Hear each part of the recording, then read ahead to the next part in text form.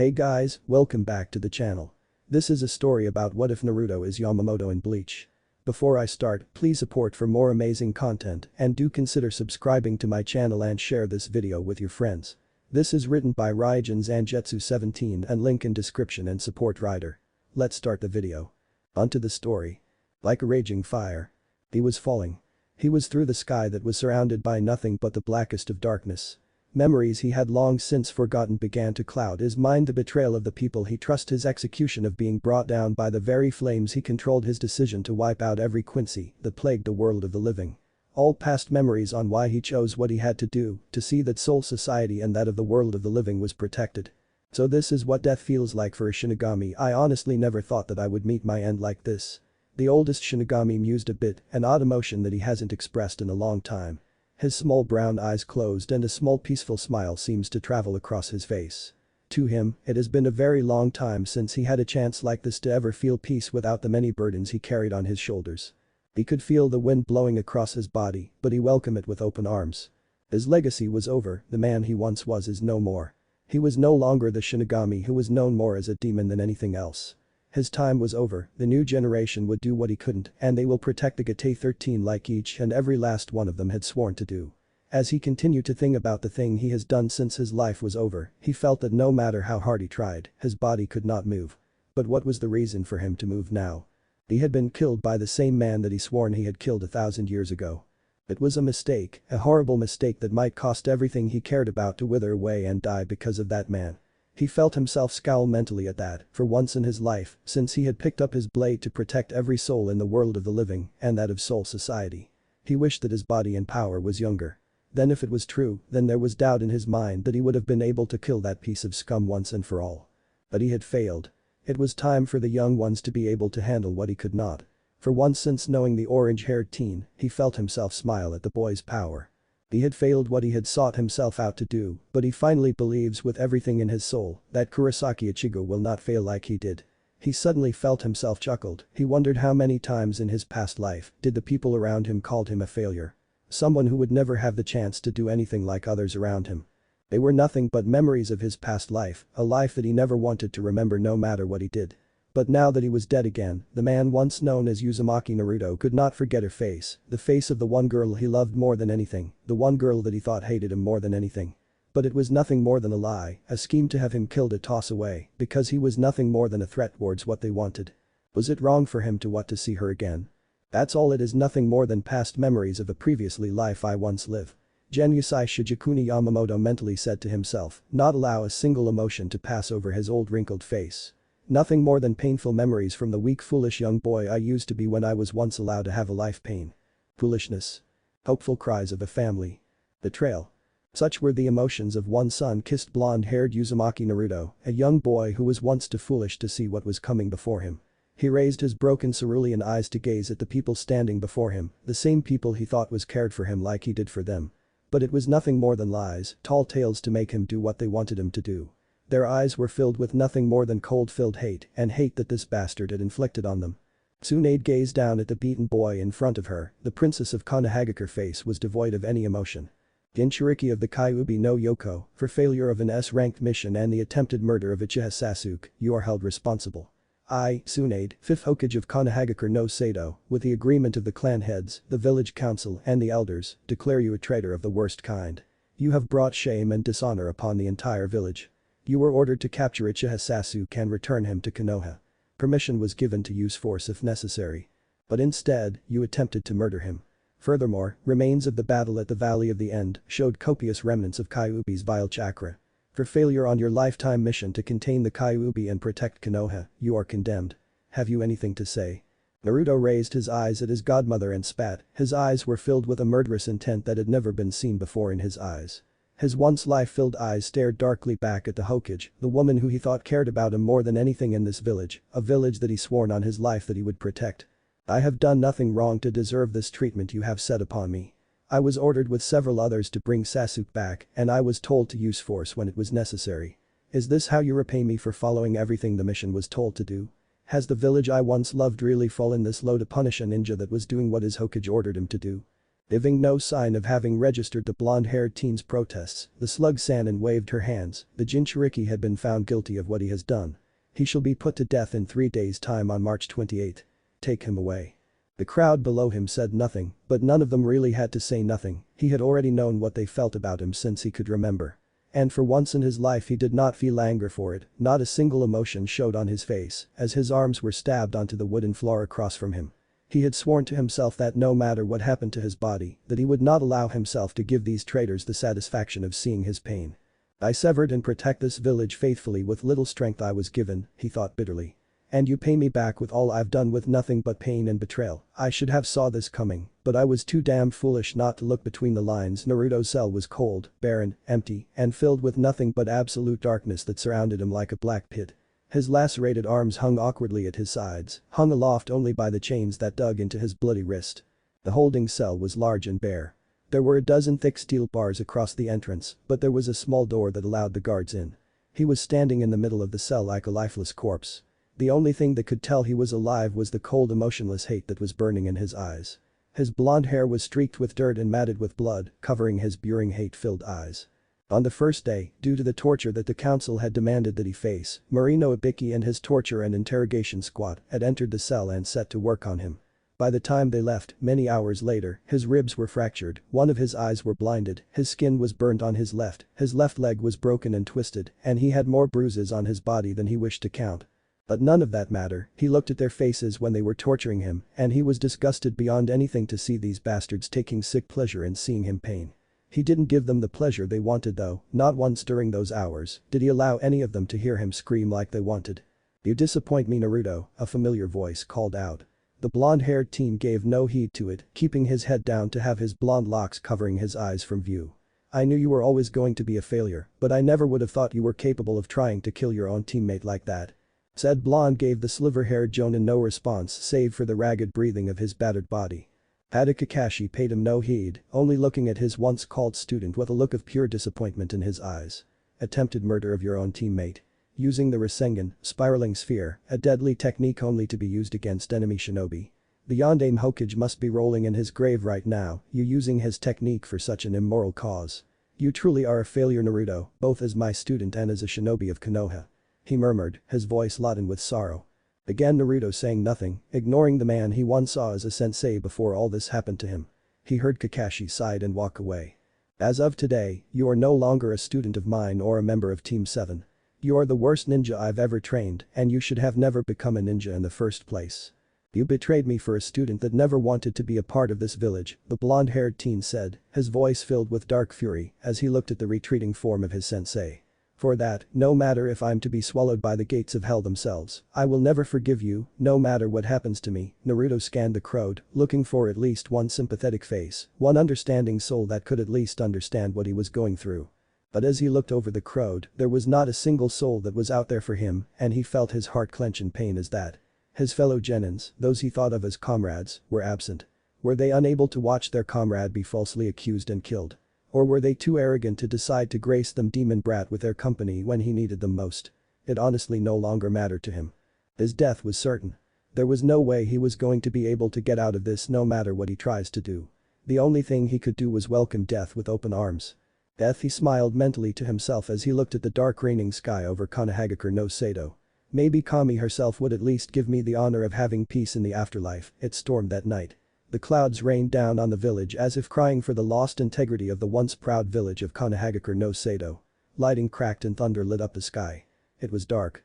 An outer shell of just what Uzumaki Naruto's heart was feeling. Raise your head now, dope. Stand tall. After all, even the maggots should pay homage to the hawk that will devour them. It should be impossible really. There was not a single instant of emotion in Naruto's body as he looked up into the face of his once-called friend. But he was right before him, the same bastard that had walked away from his dying body while walking towards the village of sound. How was he here? How was it possible that this bastard was able to get into his cell like this? He felt fury building up in his chest as he looked at the raven-haired teen. But he didn't allow a bit of his fury to show on his face, he was silent and impassive as ever as he looked at the once loyal Uchiha to Konoha. He would not give the Uchiha the satisfaction of letting him see his pain. He had thought once that they were brothers, people who could relate to one another. But it was nothing more than a foolish dream. Uchiha Sasuke never wanted anything to do with him. He was just too childish to see it, hanging on to that one dream of having a friend he could care about. No response. Sasuke leaned in as lightning flashed, lighting up the lone window of his cell and illuminating an eerie shadow on his contemptuous face, no flash of regretful cries. I thought you cared about Uchiha Sasuke. The blonde-haired teen's eyes narrowed at that, looking at the lone teen before him with a look of suspension on his face. Do you think that question you're asking me is a little improper? He asked through ragged breaths, finding it hard to breathe with his broken ribs. You're Uchiha Sasuke, are you not? I have no wish for foolish jeers if that's what you want to accomplish. The raven-haired teen said nothing, only given the blonde-beaten teen before him a cold emotionless gaze. He was no longer dressed in the cloths Naruto could remember him wearing, he was dressed in an Uchiha black combat kimono, with armor as dark as night covered the top portion of it. On his back was a long katana, which color was that of an eerie blue that disgusted Naruto to no end. This bastard was nothing more than a traitor, a man that will accomplish anything he wanted, no matter what person got hurt around him. Right now, more than anything, the blonde-haired teen wished he had the strength to murder the dark-haired teen before him in cold blood. But he could not, and he hated himself for that. I have no need for something like that, Sasuke responded, the same emotionless look on his face. Naruto snarled a bit, looking at the Uchiha before him with nothing but hate in his eyes. Then what the hell are you doing here? What the hell do you want with nothing but scum? He laughed at his own taunt to himself, with everything else everyone has called him, he was starting not to care once about his own life. I have no use to look at your traitorous face. Leave now before I break from these chains and kill you where you stand. Uchiha Sasuke chuckled at that, voice filled with nothing but the darkest intent. You really are a fool, aren't you? I should have never allowed myself to think highly of nothing more than a dope. That makes two of us, you scum, the blonde-beaten teen said with nothing but pure hatred in his voice. Leaning back a bit, the last Uchiha stood tall as he looked across the cell at his once former teammate. I have no need to be fighting with you right now, he replied. Then what the hell are you doing here then? Naruto snarled darkly, I will not repeat myself so you better answer my question. Disrespect to someone higher than you no matter what, Uzumaki Naruto. The raven-haired teen mocked, well if you really want to know why I came back to this pathetic village, is to give you some type of truthful testament before you die.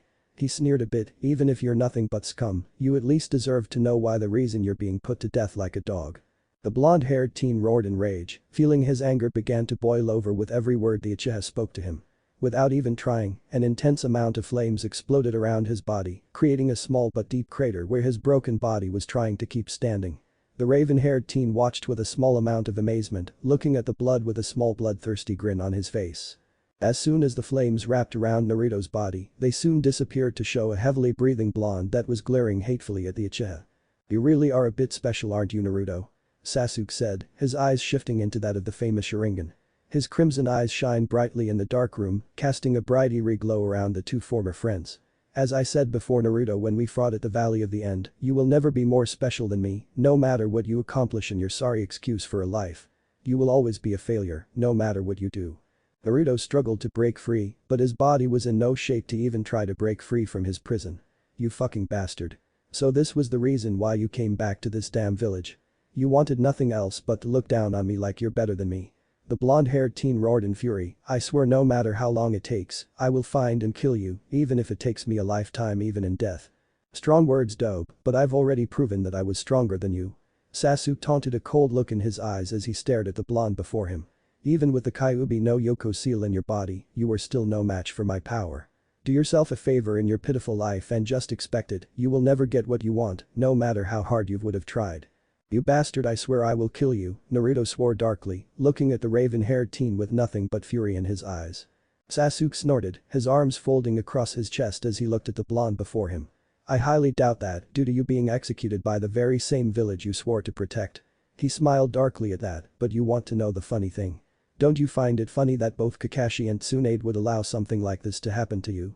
The same Tsunade that kissed you on your forehead and gave you that necklace you're wearing at this very moment. He asked, his crimson eyes suddenly boring no emotions whatsoever as he stared at the blonde. The blonde stirred a bit at that. His startlingly blue eyes shot sparks at Sasuke Scarlet, how do you know about that? Only Jiraiya, Shizune, and Tsunade should know anything about that. The raven-haired teen's eyes grew colder, almost like ice-red slits that looked down on his blonde-haired teammate. Why do I know something like that? It was far too easy when you place a powerful genjutsu on a useless scum of a woman who deserves nothing but death. It was far too easy to be able to accomplish. After I promised that fool Danzo that I would stay in the village, he helped me with placing the genjutsu on your wench of a godmother. He chuckled, a sick noise coming from his voice. I've wished you would have seen it, both her and that fool Jiraiya was nothing more than scum that was crying like dogs that they had to condemn you.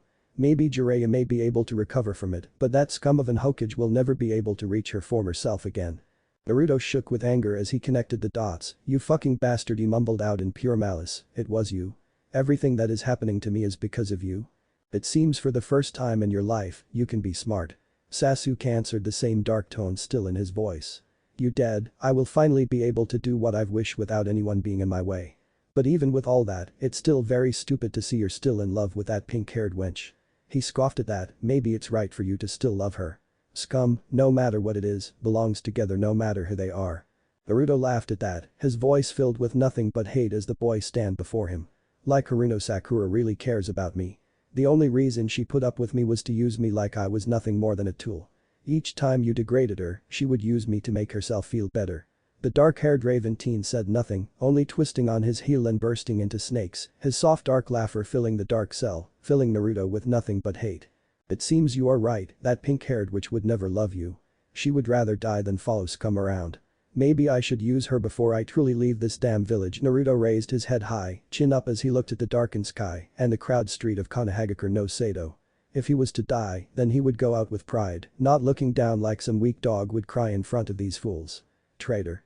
No, it was I who was deserted, I who was abandoned by most of the people I thought at least cared for me. Naruto opened his eyes and rubbed them with chained hands. Today was the day of his execution, a day that he was no longer afraid of.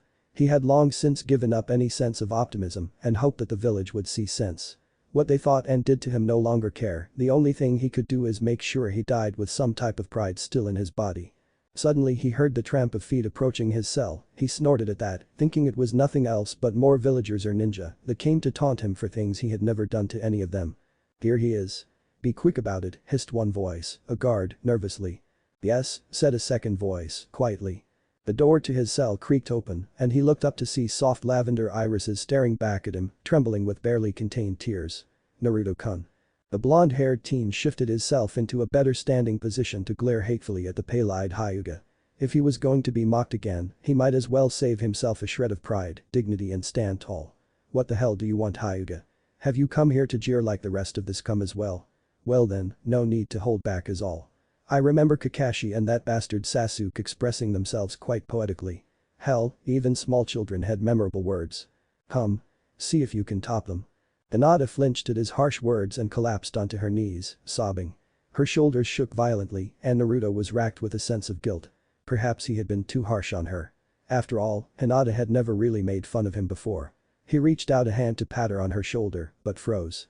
His eyes suddenly narrowed and he looked down at the lavender-haired girl with a hard cold look in his eyes. This was no time to feel weak and pity just because she was crying in front of him, he had no use for it, no matter what happened to him now. Tell me, Hinata, he spoke, his words as cold as ice as he looked down at her. What was the reason you came here? I've never really spoken to you since the Chunin exams and that was only twice. The way I see it, you have not one reason to be here. Then Naruto-kun she started but stopped when a hiccup racked her feminine frame. She set her lips in a thin line and willed her tears to stop flowing. Her last words with her love weren't going to be with her being a sobbing reek. Naruto-kun, please forgive me. It was Naruto's turn to flinch. Those two words had never been spoken to him before. They were as rare as 3 other words. But he didn't need to allow himself to show emotions, he couldn't allow himself to go back to the childish boy he was that wished everyone would recognize him. Your words seem very improper to me, Hinata, what are you trying to tell me? Hinata's tears ran anew despite her best efforts to still them, marking a shining river down her pale cheeks. I'm sorry. I should have been stronger, I should have been there for you, I should have stopped them somehow, I should have. With each word she spoke, Naruto felt his entire body becoming colder and colder. The way she was right now, the way her body was shaking for someone like him, it was so clear to him it was foolish not to see it. Hinata, for your sake of not getting hurt, you've bet not be trying to tell me what I think you're trying to say. Again the lavender girl flinched, her face choked with nothing but tears as she willed herself with all her strength to look the blood-haired shinobi in the eyes. And Naruto-kun, for a long time now, she stopped again, then scrunching up her face, blurted out, I love you, Naruto-kun. They dropped her face into her hands and wept. Naruto was shocked, but it didn't show on his face as he looked at the girl crumbled on the ground inches away from him. It was clear to see, she had always been the one that was too scared to talk to him, the one that had always looked at him from afar, even when all he wanted was someone to talk to. His mind began to rear back in a good state of mind and his cold anger began to boil over. This damn woman kneeling before him could not be doing this right now mere hours away from his execution. Tell me, why would you love someone like me? The blonde-haired teen asked, looking at the pale-eyed girl below him. I'm the village parish. No one likes me and I'm even being killed just to prove a point. Why me of all people? The blue-eyed Jinchuriki frowned darkly. Because Hinata strengthened herself up and grabbed onto Naruto's hand and leaned in to give him a chaste kiss on the lips, surprising herself with her own boldness. Maybe it was because she had nothing to lose. You're always so strong. You never let anything depress you. You lift me up when I'm down. You are my light when I'm left in nothing but darkness. You are my inspiration and I love you. And no matter if you die today, I'll always remember you. The blonde-haired shinobi stared at the girl before him for a moment, trying to find anything that would make him doubt what she was saying, but he could not find a single emotion of dispassion in her eyes. He smirked a bit, his head falling towards the ground and hung lifelessly.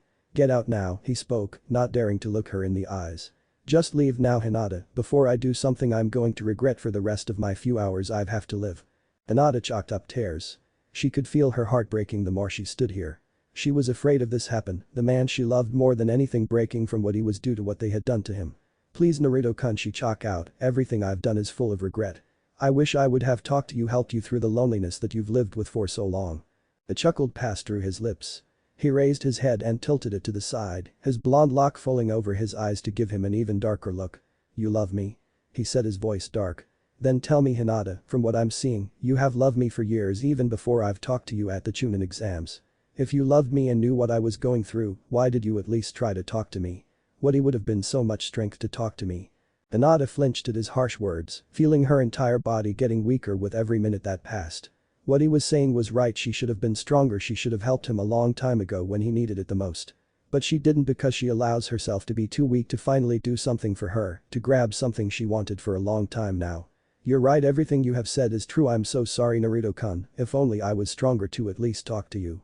He even scoffed, not having a shred of love or kindness within his body. I will not say it again Hinata, he glared at her, allowing his anger to take control over everything he was feeling. As you said, you were too weak to grab what you wanted.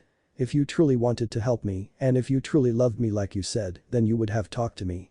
Even the weak have the courage to talk to the person they care about, but you were too scared of what the star was going to give you, so you did not reach for it. Hinata shook her head, trying desperately to deny everything that was being said to her. That isn't true, leave. He growled out, his eyes narrowing into cold crimson slits. This village and you mean nothing to me. I will be dead in a couple of hours, but I will die with pride. I will not allow your selfish need to tell me you love me to weight me down. Leave now Hyuga Hinata and never allow yourself to think about me again. I was forsaken by all, my life tossed aside like used up flames by the one person I thought of as a brother.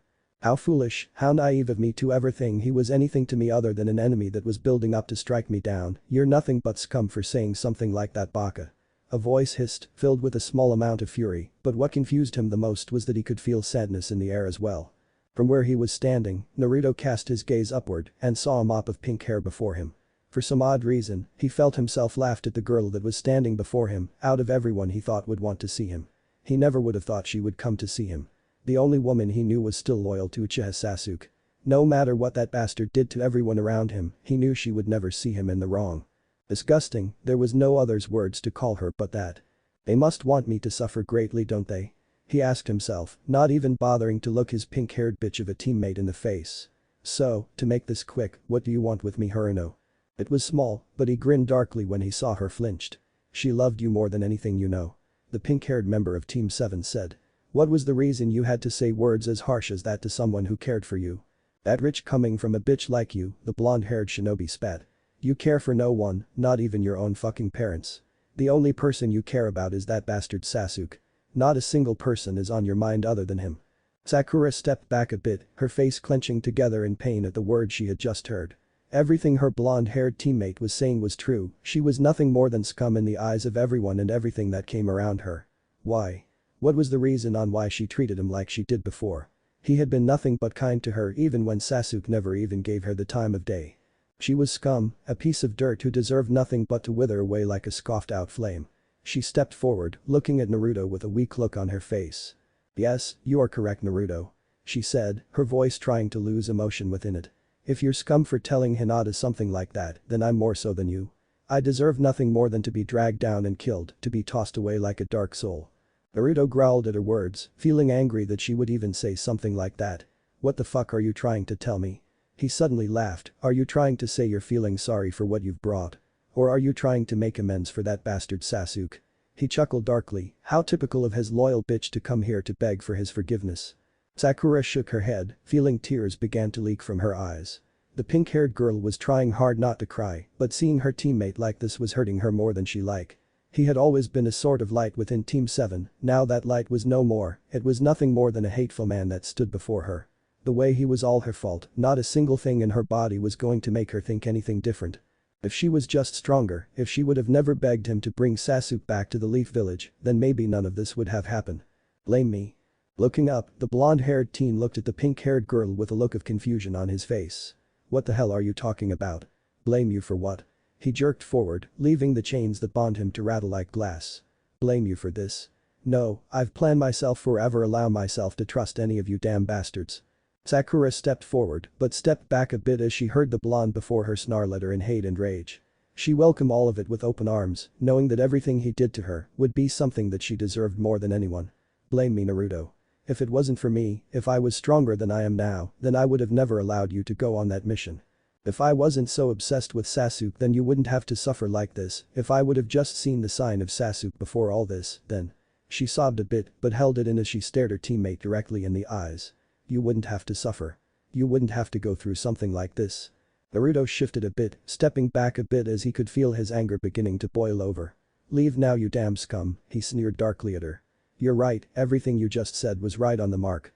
Maybe if you would have saw what that bastard Uchiha was then maybe none of this would be happen, but you did because you were so fucking stupid not to see what was right in your face. He scoffed, his crimson red eyes glaring at the pink-haired girl with nothing but hate in his eyes. But you couldn't because you were so in love with him as you say, he spat. Sakura nodded, walking closer towards him. You're right, but shift all your hate towards me. She said. The others, none of them deserve it. Me and Sasuke, we were the ones that did this to you. Leave now Haruno. The blonde-haired shinobi said, feeling his rage almost breaking out. He was trying to control it as hard as he could, but he was losing it the more she stood before him. Leave now before I kill you where you stand. But she didn't leave, she stood where she was with the same look on her face. She was cut off as a powerful shockwave slammed into her body, lifting her up and slamming into the wall behind her. She cried out in pain, but screamed in immense pain as a bar of the cell stabbed into her right arm. Her pain, the one thing she wanted to feel for what she had didn't stop, a second later a piece of metal slammed into her left eye, causing her to cry out in pain as well. Naruto looked on with pleasure, feeling his insanity began to slip after everything he's gone through. I wonder how it feels Haruno Sakura. He sneered, asking for forgiveness from me when you know you don't deserve any of it. If you can stand, leave no before I finish what I started. Shifting on the ground where she crumbled, Sakura struggled to pull the pipe out of her arm, pain racking her body which she never felt before in her life. She could no longer see from her left eyes, she could already see this from how much damage the eye had taken. Gritting her teeth, she screamed as she pulled the pipe out her right arm with all the strength she could muster. She felt weak, but she gathered what strength she had left and pulled the shard out of her eyes. Everything I deserve every pain you want to inflict on me. The pink-haired girl said, struggling to pick herself up from where she was. I had every chance to be able to talk to you, be able to help you when no one else would. But I was too blind and stupid to see what I was doing, and for that Naruto I am truly sorry. I don't want your fucking pity, the blonde-haired teen spat out with hate. Just do yourself a favor and leave before you die. The pink-haired girl didn't listen to him, she only slowly walked towards him as best as she could, not even bothered by how much blood she was losing. Naruto looked on, feeling the anger in his body began to leave him as he kept his gaze on the pink-haired girl before him. He knew something was wrong here. This was something that he never thought Sakura would do. So why? What was the reason why she was risking her life to take in his pain? You're going to die today, Sakura said, leaning close as she could towards him. The blonde-haired teen didn't move, looking down at the girl on his body with a confused expression on his face. But, even if you are gone and forgotten this day, I will not allow myself to forget what you did for me. Even when he couldn't, you risk your life to save me from Gaara when you had no reason to do so. She chuckled a bit, her face full of tears as she did so. I'm really empathetic, aren't I? It took me this long to say thank you to the person that saved my life. Something was truly wrong with this girl, he had never known Sakura to be this reckless, she was terribly wounded and her left eye might never be able to see the light of day again. Even with all the threat he threw her way, the wound she suffered by him, she still had the will and courage to tell him what she was feeling about the way he was. She was truthful, telling him nothing but the realest things that was going on through her heart. His anger was losing his will over him again, and he began to feel a bit of regret as he looked into her one emerald green eye. "Sakura-chan," he mumbled, keeping his gaze on hers and nothing else. "Just leave, you suffered enough. I know what you're trying to say, you don't need to say another damn word. Do you?" she asked, raising her hand to gentle careless his face. "From the expression on your face, you might think I'm trying to say that I love you, right?" She shook her head. "As you said before, I'm nothing but scum, a person who does not deserve anything more than pain. Right now, I know nothing of what love is for another person, and I don't deserve it after what I've done to you." She stepped back, looking at him with the same small smile on her face.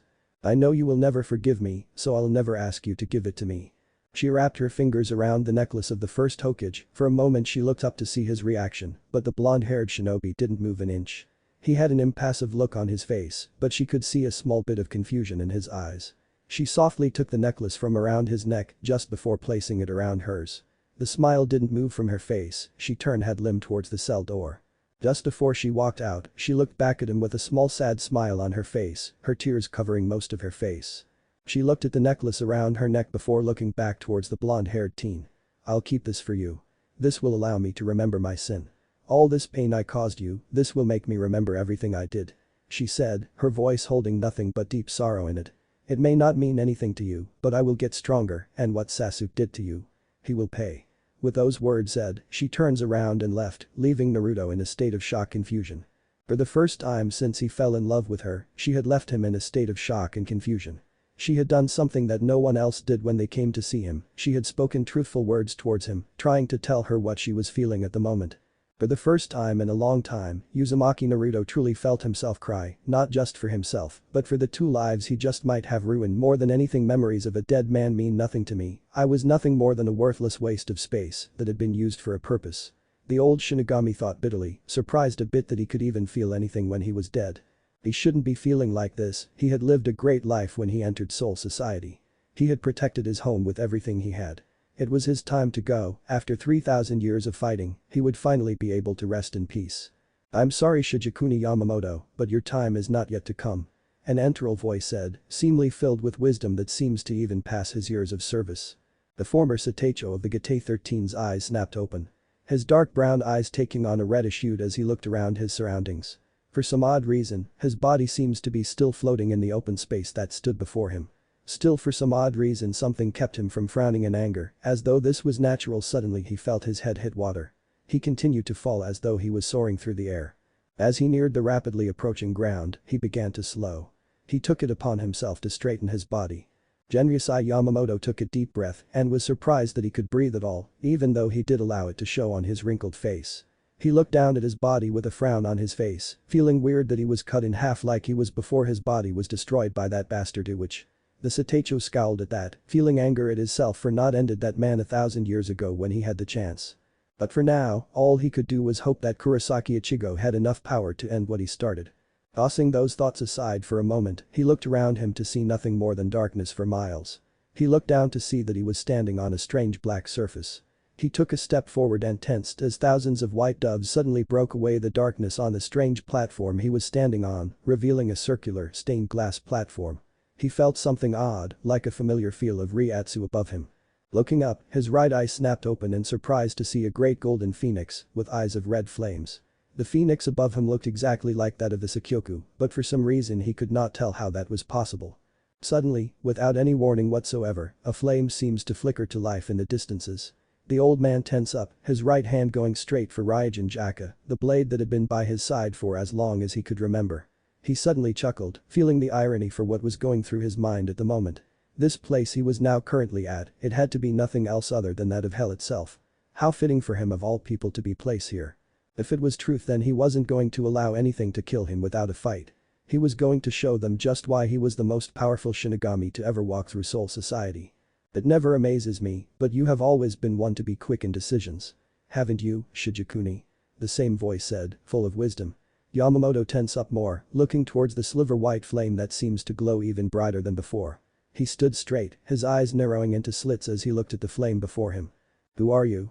Yamamoto ordered, his right hand gripping tightly around Ryujin Zangetsu's hilt. "If you wish to speak to me, then show yourself now." The voice chuckled, which annoyed the old Shinigami more than he wished. "I see, the last time we have talked was over 2000 years ago, just before you were able to grasp the power of your Zanpakuto." The voice said with amusement, "But I must say. I'm a bit sad that you do not remember me, old friend." Yamamoto's eyes widened in shock, feeling his entire body tense up as he looked at the flames before him. What he was thinking could be true. There was no way that this could be the Spirit King of all things. If it was him, then why would he call him here? His service has been long filled with everything he had accomplished. He trained 2 students who can take care of the Gate better than he ever could, and so what was the reason why he was called before him? He shook his head and allowed his body to fall on one knee. "Sorry for my rudeness, I meant no disrespect whatsoever," the old Shinigami said, keeping his eyes focused on the sliver-white flame before him. The voice of the Spirit King chuckled again. "There is no need for that, my friend," he replied with a small chuckle. "For as long as I can remember, my friend, I have watched you serve the Gate 13 with everything you have. It is now time for me to do something for you. I just hope you are ready for it, my friend." End chapter 1. Onto the story. Like a raging fire. Ready for what? Yamamoto said to himself, his small dark brown eyes narrowed into slits as he looked at the sliver-white flame in the darkness before him. What does it mean by something like that? I'm already dead, so what else could I be ready for other than enteral slumber? The Spirit King before him said nothing, the flame just flickered brighter before a flash of bright light suddenly consumed the entire area around him. The old powerful Shinigami frowned slightly at this as his old eyes adjusting to the light, like it was no more than a small insect that wouldn't stop bothering him. A few seconds later, the bright light fading, revealing a dark forest that looked highly familiar to the old Shinigami. Looking around, his eyes snapped open in shock as seeing the forest on where his foolish life as a ninja had started. Even though he didn't let it show on his face, he was getting angry and remembering something like this, a time where he was nothing more than a child who was asking for too much, which no a single person in that damn village wanted to give him. He somewhat hated this forest. He recognized it instantly the moment the Spirit King seems to want to show it to him. After all, it was in this forest that he began his journey as a shinobi, a life which was filled with nothing but regret and many mistakes. The same forest where his first instructor Iruka had given him his headband after being able to beat a shocked Mizuki. However, even as he watched, the scene faded away and piece by piece remade itself into a familiar bloody scene that he was proud of, the very same scene where his first 13 soldiers fought against the Quinces. The scene was nothing more than a bloody scene out of one's nightmare, filled with bloody bodies of people who were dressed in familiar clothes of the Vandenreich. But to him, it was a scene of pure beauty. One that a warrior of the blade was proud to be of, no matter how hard one tried to bury those feelings in their heart. He on the other hand wasn't going to hide none of his emotions. He was too old to even try to do something as foolish as it. It wasn't that he enjoyed killing, this scene just reminded him of the reason why he had chosen to pick up his Zanpakuto, his Ryujin Zangetsu, to turn to ash anything that stood in his way to protect the souls that couldn't protect themselves.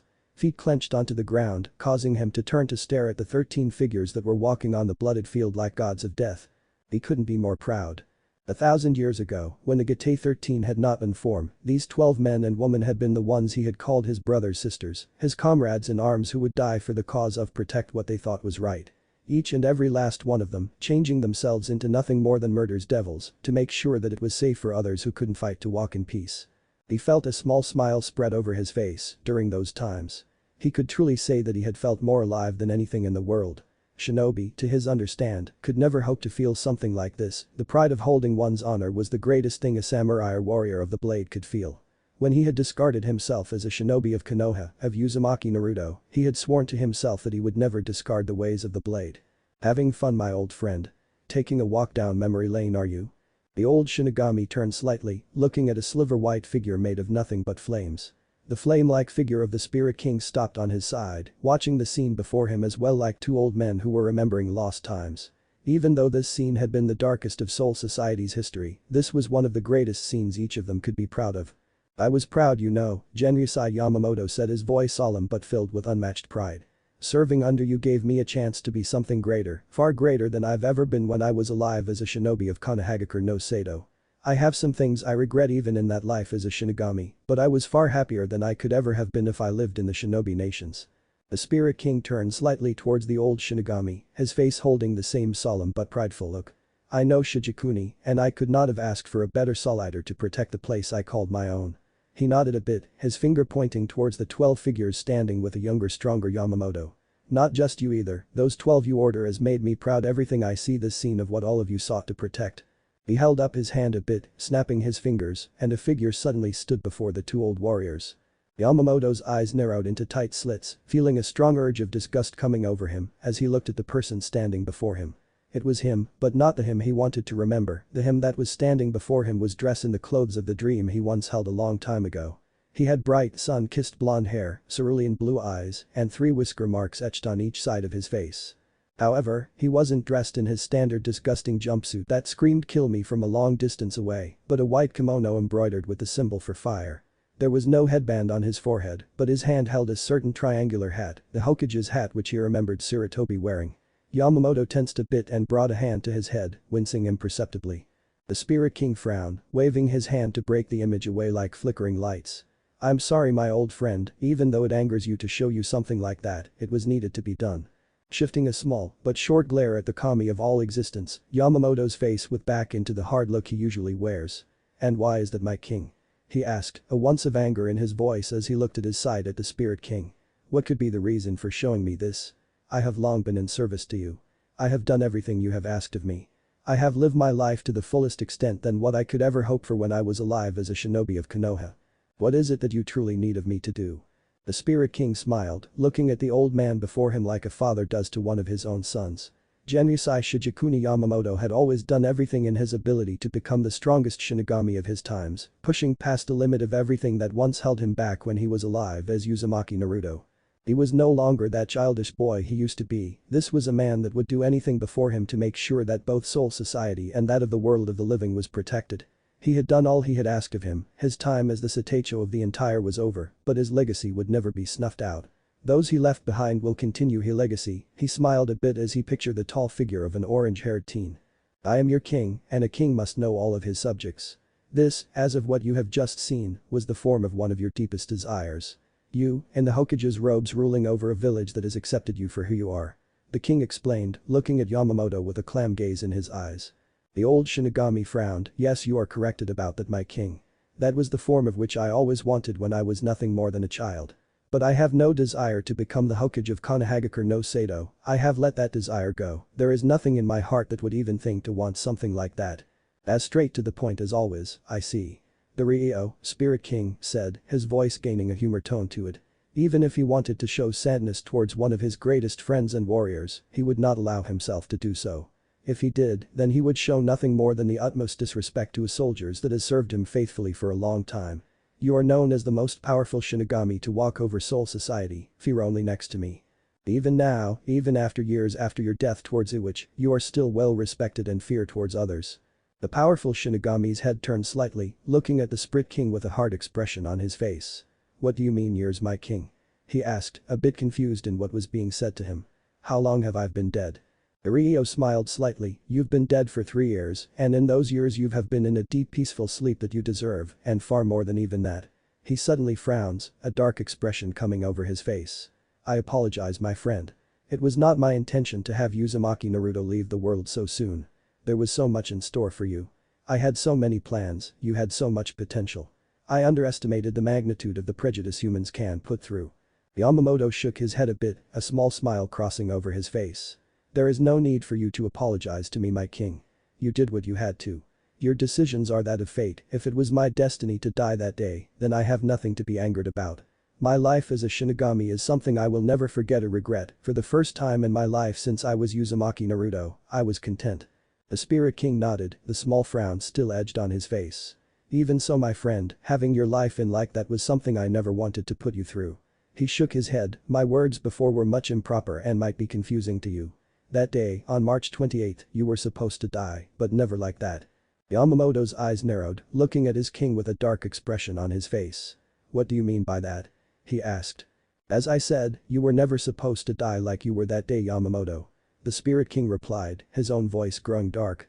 He flared his arm in front of his body, the scene before them changing to show a man dressed in a dark cloak with red clouds on it. On his face was a spiral dark orange mask. "It was this man, this scum that changed everything I had planned for you in the world of shinobi." Yamamoto said nothing at first, only staring at the figure before him with an impassive look on his face. The figure before him didn't look that special to him, only a weak fool who seemed to find pleasure in hiding his face behind a mask. To me, he looks extremely weak, was the short reply he gave, something that was unusually for him to do, but looks can be deceiving. The Spirit King nodded, yes. This was the man who changed your life since the first moments you were born. Yamamoto's eyes narrowed even further with that, since my birth. Are you saying he's the reason why my parents weren't there for me during this time? The Spirit King smiled a bit at that, in all honesty I thought you would have hated your parents for leaving you along. He chuckled a bit, but I should never underestimate someone of your character, my friend. The old powerful Shinigami smirked at that, yes my king, but what does this man have to do with my parents? He asked. The Spirit King snarled a bit, a dark expression going over his face. I'm sorry my friend, but during the time of your life as Uzumaki Naruto, I was nothing more than a fool who put too much on a child of all things. His arm flared again, and Yamamoto's eyes narrowed into fury as he looked at the figure before him. It was Uchiha Sasuke, the bastard that had ended his life all those years ago, but it looked like he was far older than he was from what he could remember. The figure before him looked like a full-grown adult, one that was too close to resembles to that of Uchiha Sasuke than the old Shinigami could like. His black raven hair was waist-length with shoulder-length bangs framing the side of his face, covering most of his right eyes. Under his eyes were more prominent creases had developed under eyes of his eyes. Over his clothes, he wore the traditional armor. The armor of the Senju clan was constructed from numerous metal plates, formed into multiple protective guards along his body, in particular. Chest, waist, shoulders and thighs. Under the armor, his clothing was accompanied by an indigo long-sleeved shirt, boots and gloves, as well as Konoha's indigo forehead protector. On his back was an orange-colored waistband which had a long black chain running up it, in addition to having white bandages wrapped around the handle on his back that had a black Mitsutomo pattern, colored bright red, in both of the top corners. Why are you showing me this? Yamamoto asked, his tone even as ever. Because of these two, or more in precise, that of Uchiha Madara, your life would never had to be ripped from your parents. The Spirit King replied, they wanted the Kyuubi no Yoko which was sealed in your mother during the time. The only reason they did not obtain it was because of the noble sacrifice your father, Namikaze Minato, took to make sure you were still able to live. So, what I thought was true. Yamamoto said, his tone taking on a soft tone. My father really was a great man, along with my mother as well. You do not hate them? And why should I? The old Shinigami snorted mentally at that. His father must have been pushed to come up with a decision like that. Not a single father would want to put a burden like that upon any child of theirs. Even though he didn't know much of his father, he was proud of his father, the Yondaime Hokage, who protects his home village as best as he could. His mother as well, he knew from what he was feeling right now that his mother tried everything she could to protect him, no matter how much pain she had to go through.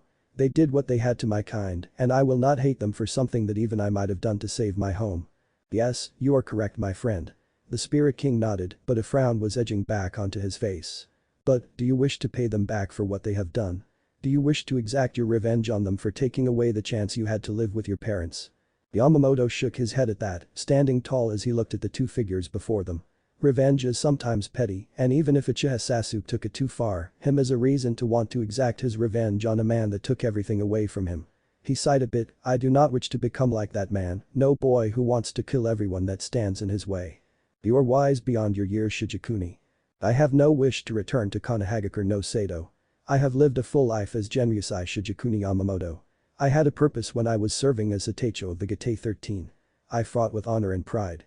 He closed his eyes at that, a long tired sigh passing through his lips.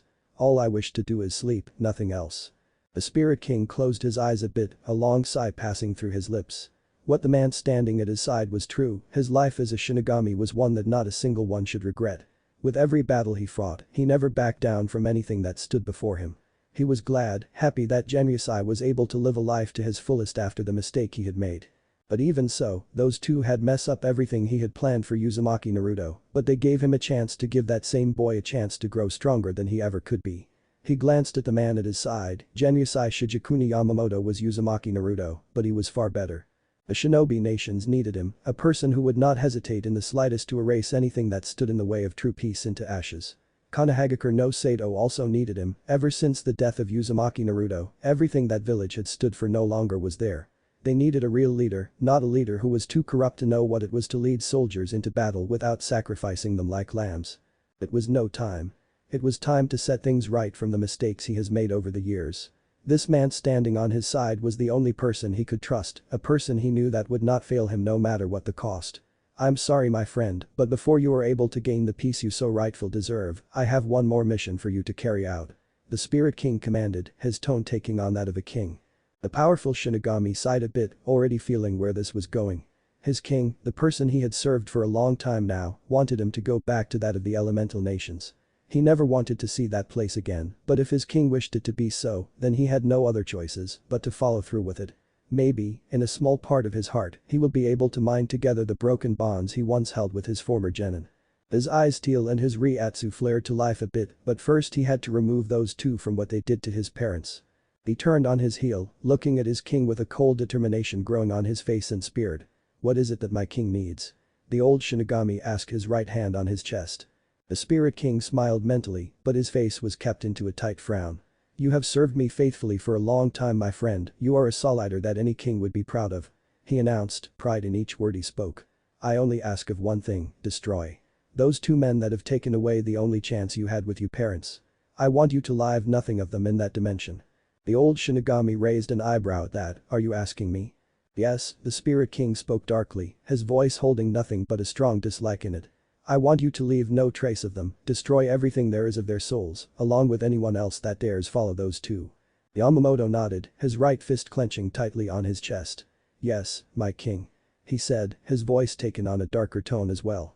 I will burn to ashes everyone that you have ordered me to do, not a single one of them will dare escape from me. The Spirit King nodded, a small smile falling onto his face. I know my soul eater, but first. He waved his hand, and an intense amount of sliver white flames suddenly covered his arm. I grant a wish to help you with your quest. Even though you are strong as you are, I want you at your absolute best to bring about my orders my soul eater. He pointed his left arm towards the old Shinigami, and a second later the sliver white flames covered Yamamoto's entire form. Seconds later, it vanished, showing a form of Genryusai Shijikuni Yamamoto that hasn't been seen for over 2,000 years. Your body, the one you had when you were at your best, is the only gift I can really give you my friend. He smirked a bit, just with a few modifications. It has been a long time, a very long time since he had ever felt so full on energy like he was feeling right now. His eyes snapped open, looking towards the Spirit King with a determined expression on his face, one that hasn't been shown for a long time. He looked down to see that the left arm he had lost when trying to kill Sasuke's was back, fresh when the skin of a strong youthful man so full of life. He was dressed in a standard Shinigami uniform, its size fitting him greatly. On his back, he could feel the familiar weight of the white Haori of the 1st Division draped over his back. Looking towards his size, he frowns a bit at seeing what he had truly looked like. That honestly was the same form he could remember from over 2,000 years ago, but only with a bit of modifications that was done. His hair was long as it used to be, flaring outwards towards his lower back, but was tied up to give him a long ponytail. His bangs were long, reaching towards his chin and covering his eyes a bit. But what irritated him a bit was that his black hair had sun-kissed blonde streaks going through it, along with his eyes being the color of a deep cerulean blue. But he smiled mentally, feeling the familiar weight of Ryujin Zangetsu at his left side of his sash. You were Genryusai Shijikuni Yamamoto. You took that name as the new life you lived as a Shinigami. The spirit spoke, causing the now young Yamamoto to look at him. But you are also still Uzumaki Naruto, son of Namikaze Minato and Kushina Uzumaki, and godson of Toad Sage Jiraiya and Senju Tsunade. One of tragic life. The other life full of pride of honor. To fill out your mission I have given you, there must be some piece of Uzumaki Naruto on you my friend. Yamamoto nodded, clenching his fist in acceptance. Uzumaki Naruto and I are one. I was born from his failures and childish dreams, and he was born from my hope of a full life. Even if I wanted to, I could not separate us. I will return as Genryusai Shijikuni Yamamoto, as this form you have given me is more fitting, but neither will Uzumaki Naruto disappear. He bowed in gratitude, feeling a bit at peace with himself, arigato my king. The Spirit King laughed a bit, shaking his head. There is no need for that my friend, just do what my will is command. His face grew a bit dark, do you know of Akatsuki? Yamamoto frowned at the familiar name, feeling a small bit of anger in his soul build up in his chest. Even if it has been a long time, there was no way he could have forgotten that organization that wanted him for Biju that was sealed in his body by his father. He remembered that he wanted to go after them, trying to act tough due to the helplessness he felt when he saw Uchiha Itachi beat Uchiha Sasuke like he was nothing more than a mere infant. His godfather had scowled him, telling him that he would have been nothing more than an easy target for them if he would have went after them. It was truth, but times has changed now. They were going to be nothing more than easy targets for him this time around. What of them my king? Destroy them. The Spirit King said, his voice so dark that it would have scared any lesser man. That organization follows those two men like nothing but mere pawns, leave nothing left of their souls in the cycle. Every person you are to destroy will come to you, my friend. It will come to you when you are close to them. Do not fail me, my soldiers. Wither away all to ashes that stand before you. Light flared around the Spirit King, casting a light as bright as the sun itself. The black-haired Shinigami stood tall, his body being compressed into a small sphere of Ryujin. His king, the man that had given him a better life as a Shinigami, had spoken, and he wasn't going to fail him no matter how hard it was. He was no longer that weak child that could do nothing more than shout out a dream, his was now a powerful soul leader who would fulfill his king's wish at any cost. Nothing was going to stop him, and everything before him was going to know the reason why he was called the Guardian of Hell. Elemental Nations Dimension. Unknown location. Genryusai Shijikuni Yamamoto formed piece by piece, his young form around the age of early 20, building itself together in the dimension he never thought he would see again. It was an interesting feeling, not unlike when his body had been bifurcated by a witch. His conscience had spread far and wide before being gathering into the familiar form of a very young appearance of the Sateicho of the Gate 13. His body finished reforming, and he immediately swooned and clutched his head. Even if he had been given a new left arm and his old young body, before he had died, he had still be cut clean in half. Shifting a bit with a frown on his face, he scanned his surroundings to get a good bearing on where he was. He was in a desert not like that of Wako Mundo, but far more brighter and warmer than the home of Hollows. The lands were scorched by the blazing sun, which seemed to loom above him, larger than anything within that of Wako Mundo. Pale, granular sand stretched as far as he could see, marred only by a pale, bare trees jutting out in randomly in the landscape. Shijikuni Yamamoto drank in the sight, not quite believing that he had returned, that he was back in the land, which he was nothing more than a child with wild dreams. He shook his head, returning to the things in his mind that truly matter at the moment. Again he looked over his body, a deep frown going over his face as replayed everything that had happened to him after he was given the chance to reawaken by his king. His was given an order. A mission to completely annihilate any there was that those two men had pushed their hands into. He still frowned at that, wondered just how it was possible for Uchiha Madara to be able to live that long to influence anyone to carry out his orders. Human lives were unique, but that could nowhere near live as long as a Shinigami. So how was it still possible for him to still be alive? He didn't like it, something to him just didn't really seem to add up. First, before he did anything to carry out his king's wishes on this world, he had to give out a gauge on where his Ryujin was. He knew from experience that his power was destructive, so from what he could tell, the Spirit King might have given him a stronger body, but his Ryujin might not be on the levels he was when he was around this age. Right now, from what he could tell from the way his body was feeling and acting, he was around a good 700 or 900 years old, an age where he could remember he was at his absolute strongest. But honestly, it didn't feel like that to him at the moment. It wasn't that he was weak right now, he just felt that he had the same level of power he had when he died against that bastard Scummiwitch. He grinned darkly at that, a bit of his old personally coming back at full force when he was young.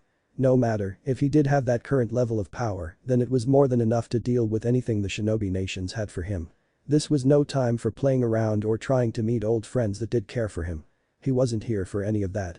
To kill, being the only mission that his king gave him, and no matter what happened, he was going to carry out that order without question. Shifting a bit, he closed his eyes and felt for the power he longed was happy with. The now young former Sateicho of the Gate 13 breathed deeply, letting the air around him heat up by the rising power penetrating deep within his lungs, letting the familiar burn purify him. Here, deep with this large desert, which from what he could tell was close towards Sunagakure no Sato, he could allow himself to relax his control on his power, which every second of the day wanted to burn everything around it to nothing more than mere ashes. His right hand slammed onto the hilt of his Zanpakuto, his eyes narrowed into slits. Reduce all creation to ash, Yamamoto intoned, calling forth the fire of his Zanpakuto. Ryujin Zangetsu, flowing blade like flame. Flames erupted around him like the sun, casting a fiery blaze that turned the surrounding sand around him for miles to glass in an instant, brightened the area around him like a sun on the very earth's soil. Ryujin Zangetsu was clutched tightly in his right hand, overwhelmed completely by the very flames it created. The black-haired Sateicho swung in the direction in front of him, barking out a roar of a command that would have shook the core of any man before him. Taimatsu torch, from his sword an enormous inferno was spawned, a spiral of fire that nipped at Yamamoto himself as it consumed everything around it like a greedy devil of death. The Sateicho's now deep blue eyes never wavered, never betraying anything but a determination and a will of iron, and the fire around him left him untouched. Yamamoto took another deep breath through his nose and gave a wordless roar. The enormous firestorm that raged around him leapt to even greater heights, hotter flames that had begun to take on a slight shade of electric blue at their core. With a slash of Ryujin Zangetsu, the young man gathered all the fire swirled around his blade and then with a sharp flare of his power, quenched all the flames instantaneously. The oldest and strongest flame type Zanpakuto of all Soul Society, Ryujin Zangetsu was still released, but the long black-haired Shinigami had sealed its flames that threatened to consume all around him. The air around him was hot, scorching hot, but it did not bother Yamamoto in the slightest. He had long since learned how to protect his body with his spiritual pressure, especially from the power of the flames that his Zanpakuto wielded. Unlike with Konoha, where he didn't feel at home like he should, he felt truly at home with the flames that surrounded him when he released his partner on the world around him. He was at home with the element of fire. Centuries of using Ryujin Zangetsu, of training with his Bankai, had left him unimpressed with anything less than the heat of the fires of the sun itself. The only reason he had been so badly damaged by Inetsu Jigoku was that he dedicated all of his power to destruction and little to his own protection. With a low sigh, Yamamoto released his grip over Ryujin Zangetsu's flames, allowing it only to manifest as a flame-covered sword. Holding it in front of him, he reached into his soul for his partner, the person that had been with him since the beginning. A moment later, the sword disappeared, instead replaced by a humanoid figure made of orange-red fire, an exact replica of what Yamamoto was looking like. Two tiny electric blue flames burned where a human's eyes would be, but the rest of its face was nothing more than a constantly shifting blaze. "Shijikuni," Ryujin Zangetsu hissed slowly, its voice high and deliberate. "Why have you summoned me of all times like this?" "I seek wisdom," Yamamoto answered quietly but strongly, his eyes staring directly into that of his Zanpakuto's. The strongest flame type Zanpakuto laughed, the sound crackling like hot embers. "You're old, Shijikuni. When you severed as the Sateicho of the Gate 13, your power waned, slowly but surely. You died of a samurai that did everything he could to protect what he thought was right. You have no need of wisdom from me." "I was old," the black-haired Shinigami admitted. "But I still have a duty, one that was given to me by our king, the same man that gave us a chance to fix a mistake like we made 1,000 years ago against Iwich." Ryujin Zangetsu moved inhumanly, his form contorting as it split and rejoined and writhed away into itself. "We have been partners for so very long, Shijikuni. We have won countless battles and we failed to kill that man 1,000 years ago. As you said, we have a chance to help our king do more with the dimension we have both come from. Why is it that you need wisdom from me? Are you hiding behind duty? Are you afraid you'll fail?" "No, against it which I did all I can to prevent that man from casting darkness over the world that I love, but I failed," Shijikuni admitted, a long sigh passing through his lips. "But I have a new chance that was given to me, a chance to be able to do something to break away from that mistake I made by allowing that man to be able to live 1,000 years ago." "I know you every thought, Shijikuni." Ryujin Zangetsu interrupted, "You've hid out Bankai for a millennium, waiting to catch him by surprise. Even with that, he still manages to do to us what we could not do to him. This chance you say that was given, the only thing I could give you as wisdom is do not show hesitation and end at anyone that stand in your way. We, cannot be allowed to fail. This world may have tossed us aside before like broken glass, but we still have a chance to protect the few people that we still care about." Yamamoto nodded, "As always my friend, you are correct." He narrowed his eyes, a fierce determination filling his eyes like hellfire. "You have my word, I will not allow myself to hesitate any killing any enemy that stand before me. However, you know my advice." "Yes," now Yamamoto's voice had a hint of amusement to it, which was unheard of by anyone that knew him. "As always, you suggest reducing all out enemies to ash and protect what we love." Of course, Shinigami and Zanpakuto chuckled at the long-standing joke before they grew serious once more. "Give all of yourself into every battle you intend to finish. Give all of yourself for those you have sworn to protect. Such is the way of fire. We burn our enemies as we consume everything in our path." The oldest Zanpakuto wavered slightly, looking over the glass-stained desert with an intense look in his electric blue eyes. "It has been a very long time since we've been here. Thousands of years may have passed where we were, but from what I can see, only 3 years has passed." "You are corrected, Ryujin Zangetsu, or should I say your old name, the name that was given to you by my son," a familiar wise voice said, "Kurama." Ryujin Zangetsu's eyes narrowed, taking a deep bow as he looked at the sliver-white figure that stood at his side. "After all these years my king, it is good to see you again," he greeted, his voice deliberate as ever. "But I discarded that name a long time ago, just like my partner. I have lived a full life as Ryujin Zangetsu and nothing more." The Spirit King nodded, his face as wise as ever. "As you say my friend, your name is not that of Kurama anymore. Your name is that of Ryujin Zangetsu, the Zanpakuto spirit of me greatest soldiers." He smiled, "and an old dear friend of mine." The former strongest Biju of the 9 nodded, a small smile playing over his face. "You are right my king, as my life as Ryujin Zangetsu, I'm more powerful than I've ever been." His eyes fell on his partner, who looked at him with a small smirk on his face. And I was granted a partner that did not treat me as a monster, but as one of his greatest allies. The Spirit King nodded, a small smile playing over his face as he looked at the two standing before him. To his greatest regret, he had made a mistake in case away any chance both of them had as a life in the elemental nations. But that one simple mistake gave them something greater. They are partners of the same soul that will never doubt one another, no matter how hard someone tried. He nodded to himself, that mistake he made was no mistake as he could see. These two will do away with all their power that stood before them. They weren't the monster Kyuubi no Yoko, and the people called him of this world, or the dead last demon brat Uzumaki Naruto. No, they were Ryujin Zangetsu, the strongest flame-type Zanpakuto, and Genjusai Shijikuni Yamamoto, the strongest Shinigami. This world will be saved, and it was going to be these two that cast it into a world of peace that it longed for.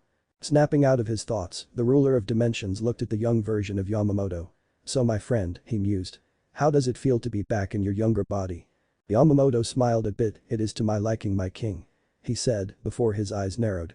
I will not fail you my king, but what is the reason why you have appeared again? The Spirit King frowned, you should already know my friend. You have the strongest flame type Zanpakuto, and few could hope to come out alive while fighting you. I have restored your youth, but your power remains the same it was before you died against Iwich. The long black-haired Shinigami nodded, I know my king. He said, the power I had before I was killed is more than enough, I will not let a single enemy stand in my way. This, I swear on my soul. The Spirit King nodded, I know friend. But even if your power not as it was when you were this young, it is still far greater than most is seen in this world. He explained, this may anger the both of you, but I have to ask you to only use your Bankai if it's absolutely necessary. Shinigami and Zanpakuto nodded, not letting a single emotion show on their face at the word of their king. What he was saying was all but true, using their Bankai on this mortal plan might cause this world's people to be burned to nothing more than ashes. It irked them a bit, but they knew the reason to why they couldn't use their Bankai. No matter, their Shikai was more than enough to handle anything on this planet that would stand before them and their mission. If it did come to using their Bankai, then they would enjoy it to their fullest extent. We understand, my king. Yamamoto answered for the both of them. The Spirit King nodded, I thank you both for this. This world is young, but it has been through countless battles and bloodlust that foolish mortals has cast upon it. Destroy them who wish to cast this world into the darkness, leave nothing left of them. Ryujin Zangetsu nodded, his body flickering like the flame wind around him. Yes, my king. The people you deem as enemies will be left of nothing, not even their souls will escape from us. The Spirit King smiled as his body breaking apart as he began to leave. I have not a single doubt in my heart my friend. Now go the both of you, a person that sees you as a dear friend, Shijikuni is in trouble from that group Akatsuki. Head to Sunagakure no Sato. Find out what you need to find Sabaku no Gaara and kill the ones that captured him. His voice vanished, leaving nothing else behind but the two that stood there. The young Genjusai Shijikuni Yamamoto turned towards his Zanpakuto, both knowing what they had to do to make sure this world was protected. I thank you Ryujin Zangetsu for everything you have given me since we became partners. As well as you as well me friend, Ryujin Zangetsu hissed out, his voice a sort of kind that he only displayed towards his partner. As always, my flames are yours to command. Burn bright, Shijikuni. The fire element of the strongest flame like Zanpakuto swirled, compressing in on itself before vanishing. Yamamoto felt his heart grow warm as his Zanpakuto returned to his soul, and he felt his lips curl into a rare smile. It was nice to have things going his way. His king had gave him a chance to make amends for not being able to kill Iwich, so this was something that he wasn't going to allow himself to fail at. His dark blue eyes narrowed into tight slits, remember the words his king spoke to him. If what he said was true, then there was no time to waste, he wasn't going to all them bastards of Akatsuki get what they want. They were all going to die, no matter how much they beg for their lives. Genjusai Shijikuni Yamamoto was going to give not a single bit of remorse to any of them. I will kill, he muttered, flames flickering around his entire body like a compressed typhoon of immense power, all within that organization. An enormous flame-like dust cloud hurled into the air, climbing higher than that of the tallest mountains in the elemental nations. Moments later, a figure shot out of the flame-like dust cloud, his entire form covered in a powerful sphere of flame-like Ryatsu. Yamamoto wasted not a single moment. His eyes hardening into murderous slits as he shot forward toward Sunagakure no Sato. Not a single person was going to stop him, it may have been brief in his previous life, but Gaara had made an impact on his life.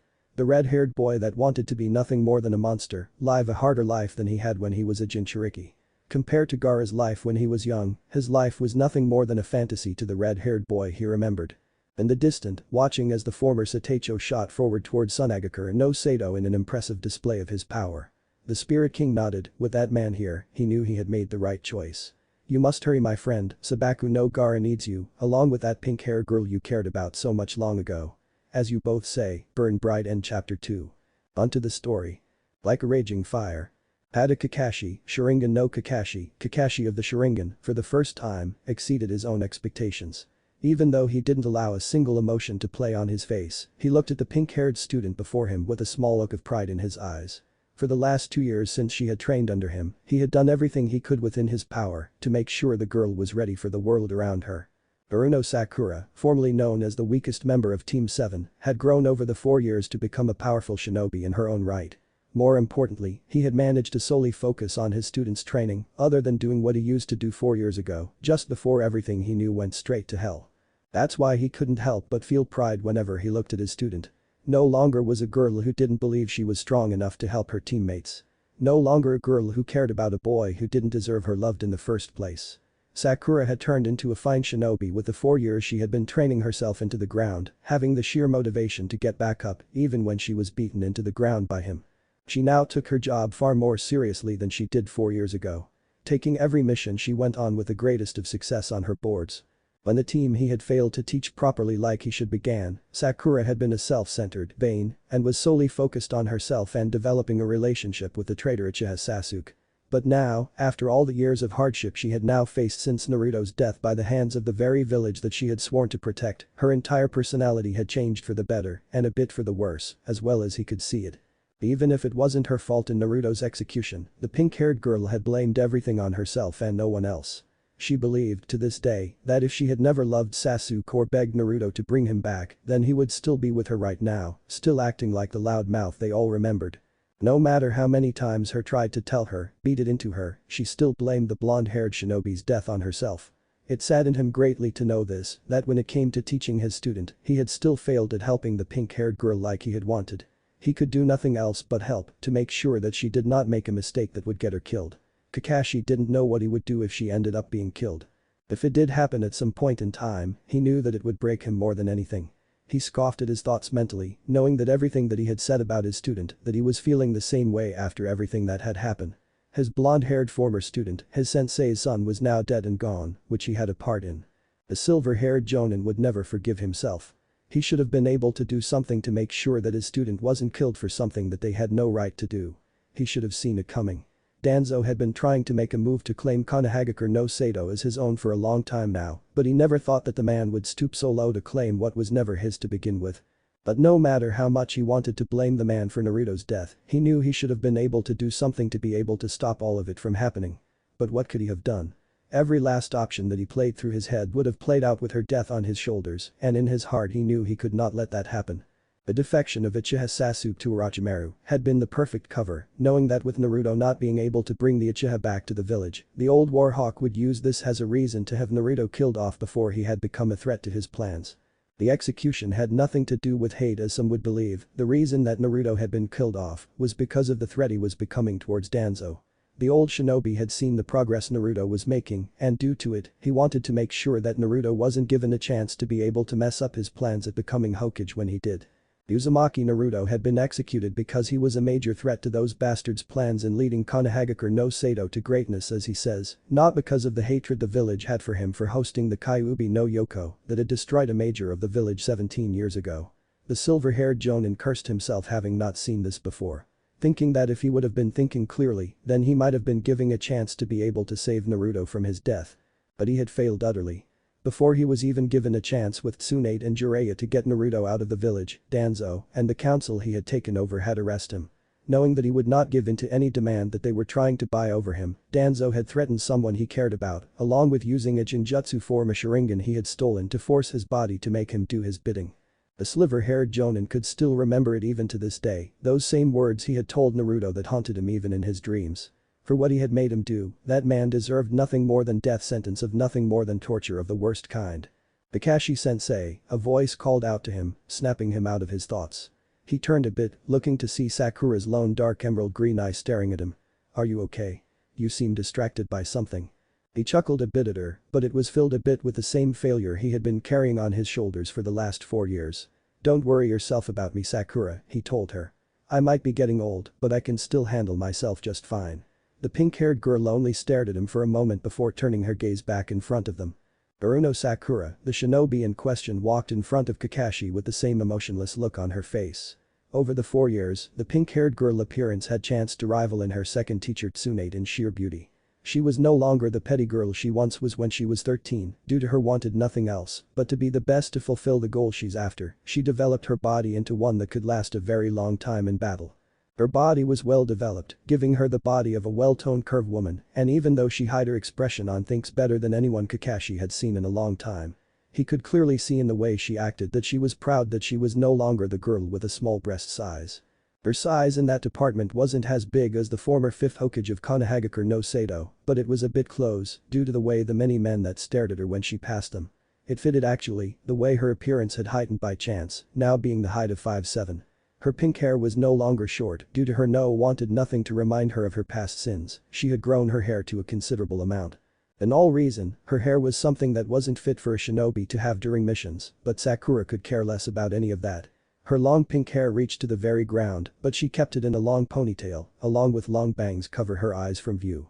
Her left eye, the one that had been damaged beyond repair by Naruto, was covered by the long bangs from her hair, but she kept a tattered long ragged that covered it fully from others' view. Her standard attire had changed a lot from the red kipao dress she used to wear. She now wore a black backless sleeveless undershirt and an orange-blue jumpsuit jacket which she had left before Danzo had all of Naruto's belongings burned. On her arms were black wrist guards, and on her back was a jagged personally carved X-shaped scar that the pink-haired girl had but on her body. She wore a black hakama with a blood-red sash holding it all together. Around her neck was the same necklace which she had taken from Naruto, the one thing she said that held her close to him after he was gone. Her headband was worn on her right arm, the same one Naruto wore 4 years ago before he was killed. "I wonder how Konohagakure no Sato has changed over the years," the silver-haired Jonin asked, trying a bit too lightly up the mood around him. The long pink-haired girl scoffed a bit at that. "Nothing's changed, Kakashi-sensei," she said with the same expression on her face. "Just like before we left, the rest of my so-called friends along with their senseis will still hate us."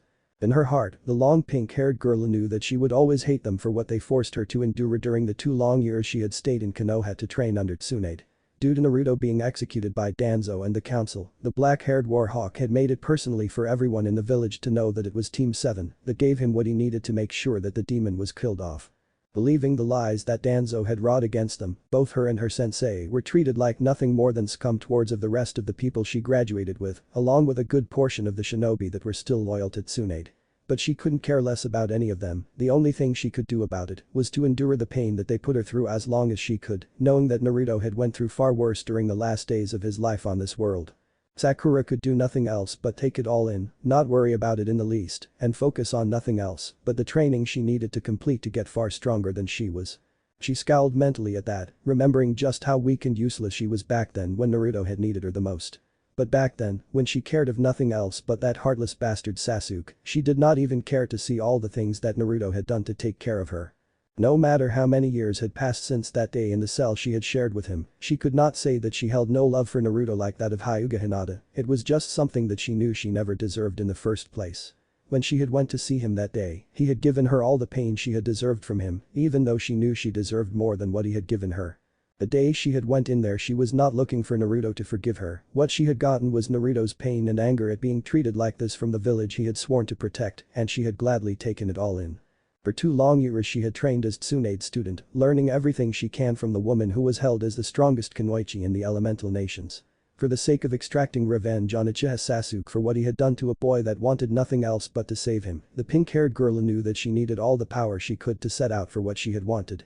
Even though it was little, she had managed to learn all she can under her master, along with becoming a chunin as well.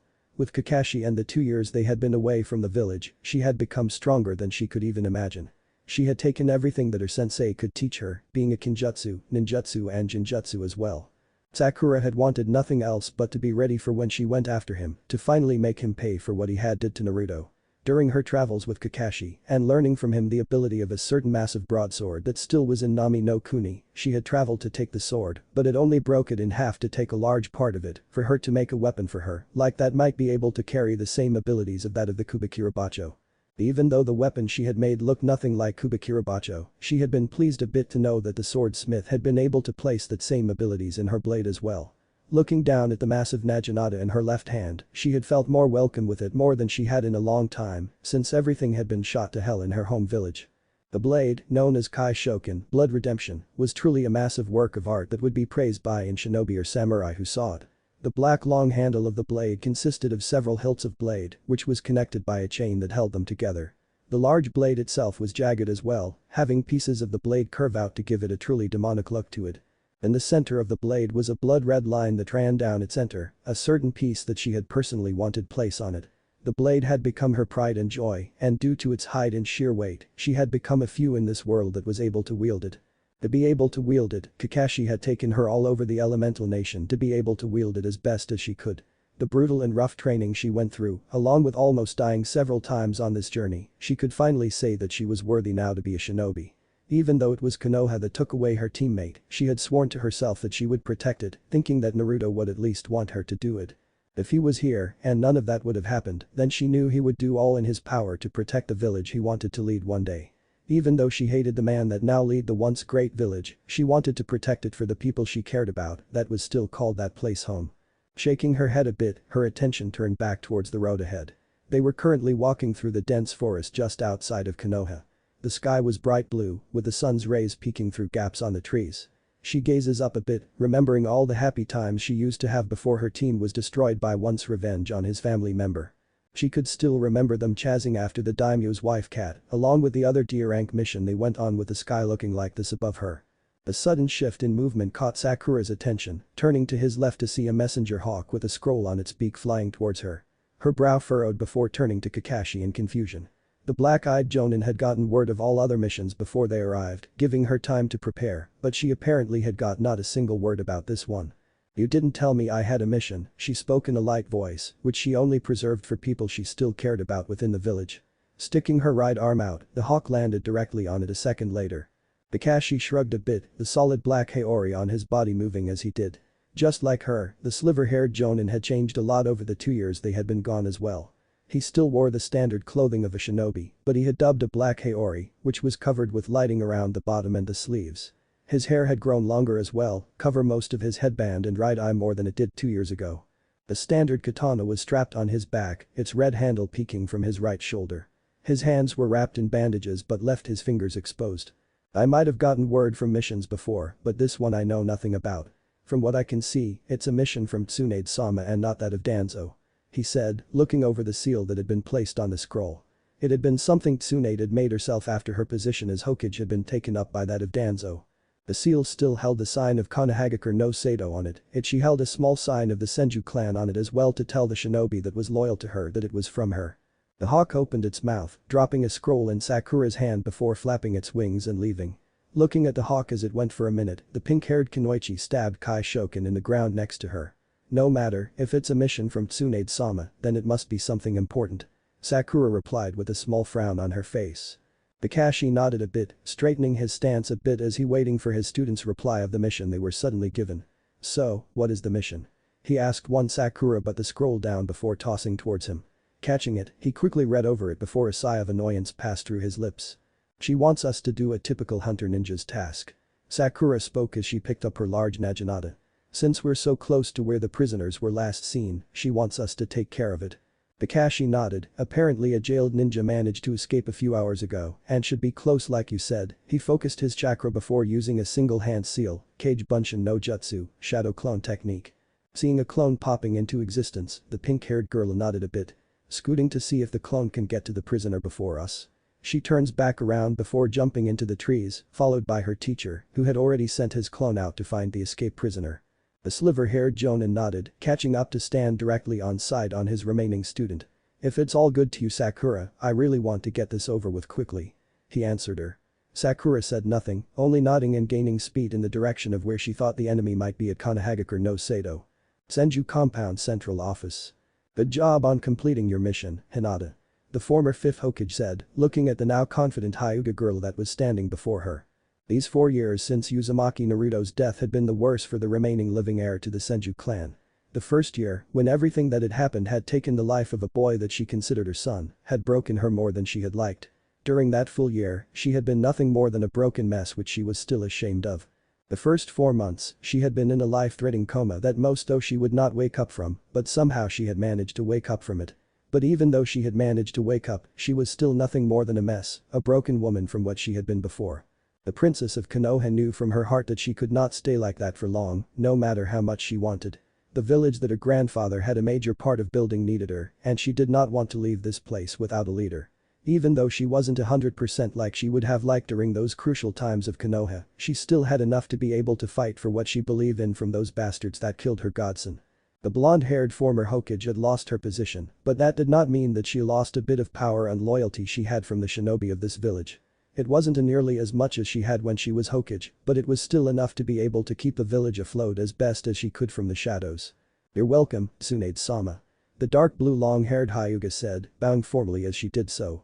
Over the 4 years, the shy Hyuga had changed drastically since the death of the only boy she ever loved. Those words the blonde-haired shinobi told her raced through her ears at each passing second, pushing her more to change herself into a better person that he would be proud of. Hyuga Hinata has retained her straight Heim-style haircut, but she has let her hair grow and flow to waist length. The short strands that frame her face remain, but are now shoulder length. Her figure has also grown much more womanly, giving her the appearance of a shy beautiful woman that most men of the village adored more than anything. She had, like most shinobi of the village, donned the standard uniform of her village inclusive of flak jacket, only with several modifications to fit her likes and style. Although she still wore her forehead protector around her neck, its color has changed from blue to a dark but solid orange, something that she wanted to do to remind her of Naruto. Her face was more mature over the 4 years of training she had endured from both her father and her cousin Hyuga Neji, along with being a lot more confident than she was before. Everything she had done over the years had been for Naruto's sake and herself, to make sure wherever he was at right now, that he was proud of her for finally being able to stand up to herself. Like her cousin's hyper teammate Rock Lee, she had gray bandages covering her hands up wrist. She had figured out of the 4 years since his death that being weak and shy about everything was really no longer an option for her. To be strong enough to protect what she cared about and change Konohagakure no Sato back to its former glory, she needed nothing to hold her back like her shyness to speak out for what she believed in. Watching him for so long had taught her that, to believe in what you thought was right, no matter what got in her way. Due to her confidence and change of attitude for the better to be stronger than before, her father and cousin, along with the rest of her family, helped her become stronger than she had ever been before. Now, after 4 years of hard training and learning all she can, she was one of the strongest kunoichi within the village, a title that she was proud of to be given by her friends and family. Her rightful place as heir was given back to her due to her father seeing just how much potential she had growing inside of her with each day that passed between them. It was something that she was proud of. She was no longer the shy failure Hyuga girl she was back then. She was now a proud kunoichi, one that will do with all her power to change her home village back to the way it was. A small smile graced her lips, knowing that she was not alone in that journey. The Konoha 9, her friends were by her side, ones that had the same views as she did as well. "You're done for today, Hinata." Tsunade spoke up, watching the look in the girl's face as she did. The dark blue-haired girl nodded, a small smile playing over her lips as she did. "Thank you, Tsunade-sama." She stood up straight and turns, walking towards the entrance of the large room they were currently in. "You know Haruno Sakura and Hada Kakashi are coming back today." The Hyuga heir froze at those words. Her right hand tightened around the doorknob until it starts to cave in due to the strength being pressured onto it. "That's good to hear, Tsunade-sama." Hinata said a bit low, her voice laced with calm anger. "But you are telling the wrong person this news. I care little that the two that caused Naruto-kun's death are about to return." The blonde-haired former Hokage sighed mentally at this, knowing that she should have still known that the Hyuga heir cared little for the remaining members of Team 7, especially that of Sakura. After Danzo had those lies to the village, the now-known Konoha 9 had wanted nothing to do with them, calling the both of them nothing more than scum. Both her and Jiraiya wanted nothing else but to clear everything up, bring the 3 teams together to tell them the truth. But both Kakashi and Sakura had refused, saying that their hate for them was something that they deserved for failing to help out a teammate that needed them the most. It was a hard thing to do, being that she cared about both Kakashi and Sakura, but it was something that both of them wanted, so she could do nothing else but respected their decision. Shaking her head with a small sigh passing through her lips, she waved her hand a bit to dismiss the young woman before her. "You're free to leave, Hinata." The dark blue-haired Hyuga nodded once more before leaving the office. Her footsteps echoed throughout the hallways as she hurried out of the large compound. She respected Senju Tsunade more than anything, but she could not see the reason why she even allow herself to even be in the same room as those two. From what she had learned, Tsunade had treated Naruto-kun like he had been her own son, and when he had been murdered by the council and Danzo, she had broken down from it. At first, just like the others, she hated the blonde-haired heir of the Senju clan for having a part in murdering Naruto, but had learned the truth on what had happened to her and Jiraiya-sama. The same thing could have happened to both Kakashi and Sakura as well, but it was very hard to believe due to the way both of them had acted towards the sun-kissed blonde-haired sunshine she looked up to. Pada Kakashi, the self-proclaimed strongest jonin in Konohagakure no Sado, wasn't any kind of sensei to her whatsoever. Since he led Team 7, and from what she had read and seen, he had been nothing more than a useless teacher and helping that traitor when he asked for it. To her, Kakashi didn't teach a single thing to Naruto-kun, only leaving him with the skills he knew in hope of the blonde-haired shinobi being killed. It must have been a surprise to him that Naruto was no one to back down from anything, that he would fight to prove that even failures can become something. His nindo to this day was something that Hinata had sworn to upheld no matter how many hardships she went through. It really shouldn't have been a surprise when Kakashi didn't even try to help Naruto during the last days he had on this world. He took the other option in putting him down and calling him nothing more than a failure. She couldn't forgive that man for what he had done, and although it saddened her to hate someone, that hate she held for the sliver-haired jonin was going to be something that she lived with. Uruno Sakura on the other hand was someone she hated more than anything. Everything that had happened to Naruto-kun was because of her. If she would have never begged Naruto to bring back a traitor, if she would have never allowed him to fall in love with her, then maybe he would still be here. But none of it seems to matter to her, but making a mockery of his memories, she didn't even have the nerve to even show up to see his execution. For that, she deserves nothing more than hate for what she had did to a boy that did nothing but loved her. Hinata, a voice called out from a short distance away. Hinata. Is that really you? The voice snapped her out of her thoughts, eyes widening slightly when finding herself outside the Senju compound building, apparently too deep in thought to even notice. She turned to the source of the voice to see Ino walking towards her long blonde hair bouncing with each step she took. It's good to see you, Hinata. The blonde-haired young woman said. Did you just get back from a mission? It's good to see you as well, Ino-san. Hinata replied, smiling a bit at one of her friends, and to answer your question, I have just returned from a mission, about an hour ago to be exact. She found a frown suddenly making its way on her face, one that Ino picked up on instantly. I just had to go over things from the mission with Tsunade-sama. I see, Ino muttered, crossing her arms over her well-developed chest. Her eyes narrowed a bit, seeing the somewhat angered look on the kind Hyuga before her. Are you late for something? Or something happened when you talked to Tsunade-sama? Hinata smiled a bit, looking over the young woman before who she considered a great friend of hers since everything that has been happening over the 4 years. Since Naruto's death, Ino, to her surprise, was angered that the village had done something like to Naruto of all people. Even though Naruto had annoyed her constantly with the way he acted all the time, it didn't mean that she hated him so much that she would want him killed. Finding out that her former best friend Sakura had something to do with her own teammate's death, the heir to the Yamanaka clan had cut off all ties with the pink-haired girl, believing she was wrong for what she had done. Just like the rest of the Konoha 9, Yamanaka Ino had been the few within the village that did not hate him for what Naruto was. Due to the 4 years that has passed, the blonde-haired bossy young woman had changed as well to a look of a grown woman. Her blonde hair had grown back from her fight with Sakura in the Chunin exams, but longer than it was previously. Her formerly protruding bang has now flattened against her face, and the bandages around her waist had been removed, revealing her bare well-toned stomach. She also replaced the warmers on her elbows with fishnet ones and wears a pair of the same on her knees. Along with these, she wears a short purple sleeveless blouse, an open front purple apron skirt over a shorter black shirt with short fishnet shorts underneath. She was wearing a dark purple short-stacked medical jacket that stopped directly at the end of her ribs. On the back of the jacket was the status she earned as a medical ninja, along with her clan insignia on the far left side. Her forehead protector was wrapped around her waist, being used as a sash, somewhat. Above her medical pouch were short tanto that was given to her by her father. She has also changed her hoop earring to the studs given to her by her sensei after they passed the Chunin exams as a long-standing tradition. It's nothing really to worry about, Ino-chan. The dark-haired Hyuga said politely, the frown still edge on her face. It's just that, Tsunade-sama wanted to inform me of some reason that Haruno-san and Haddock-san was returning to the village. The blonde-haired young woman frowned at that, feeling a bit livid that she even had to stand to look at them now that they were coming back. It was kind of odd though, a bit suspicious if you look at it more. Tsunade-sama knew that none of them really cared about those two after what they had did, so what was the reason why she would tell Hinata of all people that they were returning to a village that they had a hand in destroying?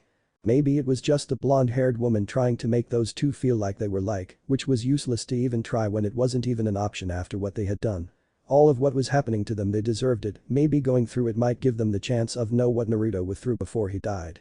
Putting a hand on the Hinata's shoulder, she smiled a bit as the girl turned to look at her. "Don't worry about it," she assured her. "You want nothing to do with them, just like the rest of us, so you have no reason to see them when they return." Hinata smiled, nodding at her friend's words. She was correct. She wanted nothing to do with those two after what they had done. It was just something that she would never forgive them for. "Thanks, Ino-chan." She thanked, pleased that she'd gotten that off of her shoulders. The smile on Ino's face widened as she jumped a bit, giving the girl at her side a thumbs up. "It's nothing," she replied. "It's what friends are for, isn't it?" Continuing her walk away from the Senju compound, Hinata turned her gaze toward the blonde-haired young woman at her side. "So, what is it that you needed, Ino-chan?" Ino's eyes widened, and a frown suddenly covered her face. Seeing that look, Hinata grew a bit worried, thinking that something bad had happened. "Did something happen?" she asked. Shaking her head, Ino looked in front of her with the same expression on her face. "No, it's not that," she answered, "it's that I was ordered here by the Rakudame Hokage-sama to bring you to the Hokage office." Confused, she asked what was on her mind. "And why would he need me of all things?"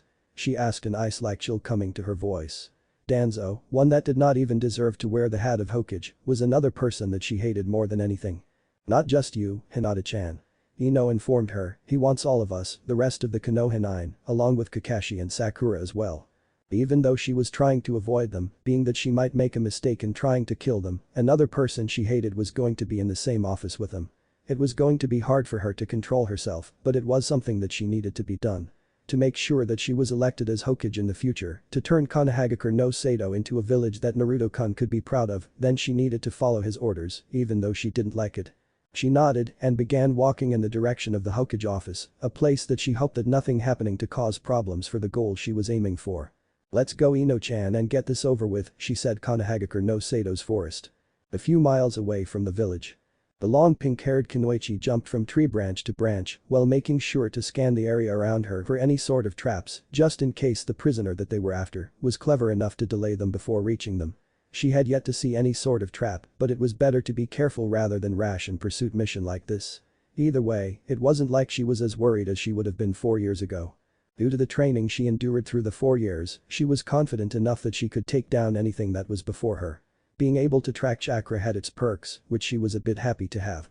It was something that Tsunade had helped her with to be able to use. Kakashi-sensei just helped her out even more to be able to use it without hand seals like others. Her skills to sense chakra weren't as good as others that were well trained in this skill, but it was enough to be able to help her in battle when she needed it. Due to not wanting anyone to hear what they were planning, both she and Kakashi had made up false statements on why he made the shadow clone. The real reason for the clone was to just scout ahead for traps or other things that might cause problems for them. The silver-haired Jonin had gone to the southwestern part of the forest, trying to find the partners of the criminal that had managed to break out of a ninja village's prison. She, on the other hand, wanted to be careful. Taking both of her master's teaching to heart as she sent 2 clones in front to see what her prey was doing. From the information she had gathered, the prisoner was entering a wooden cabin not too far from where she was currently at. The second clone had stayed near the cabin just in case the prisoner left once more, ready at any moment to expel to give her the information she needed to find him. Her eyes remained as expressionless as ever, but inside she was a bit irritated to dealing with something like this. But it was something that she was ordered to do so by her master, who she still believed was the rightful person to wear the hat of Hokage. "Calm down," Sakura muttered to herself while shaking her head a bit. Getting irritated at a time like this would end her up in trouble. She needed to get this done to make it a bit pleasurable for herself. She was going to carve that ninja to pieces for doing something like this. Ridding herself of those thoughts at the moment, she continued moving through the woods before finally making it to where the other clone was. It stood against a tree with its arms crossed, apparently bored with the whole ordeal, but didn't let a single bit of it showed on its face. The clone looked up, watching as its original landed on the ground a few feet away from it. Standing straight, it clicked its tongue a bit in annoyance. "The prisoner is over there, inside that cabin waiting for his other 2 accomplices." It dispelled immediately after that, knowing that its job was finished. Sakura stared at the place where her clone had vanished before turning to glare a bit at the wooden cabin yards away from her. It was a clear area in front of it, being well hidden a bit with the trees that covered a large portion of it from view. She had to admit, just a bit, the cabin was well hidden, but not as well hidden as they might think from shinobi, who knew what the hell they were doing. It was nothing impressive really, but she thought it was kind of odd for a cabin like this to be on the outskirts of Konohagakure no Sado like this. No matter, after she killed the ninja inside the cabin, she would simply destroy it with a strike of Kai Shoken. Let's get this over with. Sakura stepped out of the line of trees that was blocking her from view, nearing the cabin in short steps. Her left hand clenched around the long handle of Kai Shoken when she heard footsteps, her bloodlust starting to rise as her pupils started to dilate a bit. She stopped dead in her tracks and waited, jaw clenched in anticipation, before a man stepped out of the cabin. Stepping out of the cabin and feeling a storm of bloodlust that was washing over him, the man's eyes widened as he looked at the young woman that was standing before him. Sakura's expression remained as emotionless as ever, but her brow rose mentally at looking at the person that reminded her of one of the academy instructor. The man standing before her had shoulder-length, white hair that has a slide of blue to it, and green eyes that was filled with a hint of insanity to them. He was muscular and well-defined and built to the point that she dismissed him as being a member of the ninja academy when she was there. He was wearing a short open blue vest with sleeves torn off and tight black pants with a dark brown belt with a silver rectangular belt buckle. The man's eyes were wide as he took in the young woman that stood before him, but the initial shock wore off when took a good look at who the ninja was that was standing before him, her pink hair being a dead giveaway, Haruno. He breathed out, a laugh building up in his chest as he did. Haruno Sakura. Sakura furrowed her brow a bit, trying to figure out who this was that was standing in front of her. Giving up on it, thinking that it didn't matter since he was going to be dead in a few minutes, she raised her massive naginata in anticipation. It was only a small amount of hope in her voice, but she did hope that this ninja before her could give her a bit of a fight before she killed him. This is truly pathetic. The white-haired man said with a laugh. He held his arms over his shoulder a bit, a casually smirk on his face, like he thought the girl before him was not a threat in the least to him. Is what Kano has sent after me? One of the weakest girls I remember being in the class that graduated 4 years ago. This is truly sad. I will not ask again, who are you and how do you know me? You seem to not remember who I am. Well, it has been 4 long years since we have seen one another. He said, I'm your former teacher at the academy. He was going to say something else, but he was cut off as a massive blade came down on his right arm, severing it from the shoulder. He looked at his right arm on the ground for a minute before falling to the ground and screaming in pain. A few inches away from him, in a stance with both hands on her massive naginata, the long pink-haired girl's right eye was narrowed a bit into a tight slit. It was no wonder why she remembered him a bit. This was the same man that had tried to kill both Naruto and Iruka-sensei 4 years ago. Looking down at the worthless scum that was close to her feet, she slammed a kick directly on top on his head, breaking the ground a bit under him. She could care less that he was in pain. It was something that he should take in from what he had caused Naruto 4 years ago.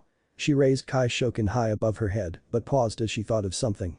From what she had heard about Mizuki after she had become a ninja, he wasn't one that was very smart to be able to break out of jail like this. It was also weird that he was still around Konohagakure no Sado when he should have taken the chance to run as far as she could away from this place. But he had stayed, seemingly waiting for something or someone to come and meet him. Her eyes narrowed, feeling what she was thinking was something along the lines on what he was trying to do. Positioning the massive naginata for the tip to be pointed at his back, she pushed it downwards to stab him directly in the stomach. RGGGGHHHHH. The white-haired former teacher screamed in pain, trying to struggle a bit to get from under the girl's red sandals. Growling softly in irritation, she brutally slammed a kick on his back, feeling it break under the chakra-enhanced strength she put behind it. Shut up and stop screaming like a coward. She growled out, and tell me why you are still here. Knowing that he was going to die, the white-haired man chuckled. Wouldn't you like to know, he said through a blood chuckle. But since I'm going to die, I might as well tell you. Then stop talking nonsense and speak. After I was given leave from the prison, I was told by them to pick up a package at this cabin for Orochimaru-sama. He informed her. Sakura frowned at that, where was the package coming from? She asked, what was the item that was being picked up? Mizuki said nothing, almost succumbing to the fatal wounds he had upon his body. Frowning a bit at the lack of information, she pulled out an explosive tag before slapping it against the white-haired prisoner's back. Once done, she began walking away while her large blade was on her left shoulder. She placed her right hand in a single hand seal in order to activate the tag left behind. The ground behind her exploded in a large cloud of dust, leaving no sign of the cabin or body behind. Not even looking back to see what happened, she leaped into the trees in the direction of where she could feel Kakashi's chakra coming to an ease, probably due to him killing the two that had followed Mizuki. Sakura ran through the top branches of the tree, now that her mission was over. The former teacher had made a mistake to leave himself wide open when in battle like that, thinking that she wasn't a threat to him at all. It didn't matter to her. Either way, it was a mistake that cost him his life, thinking she was the same as before.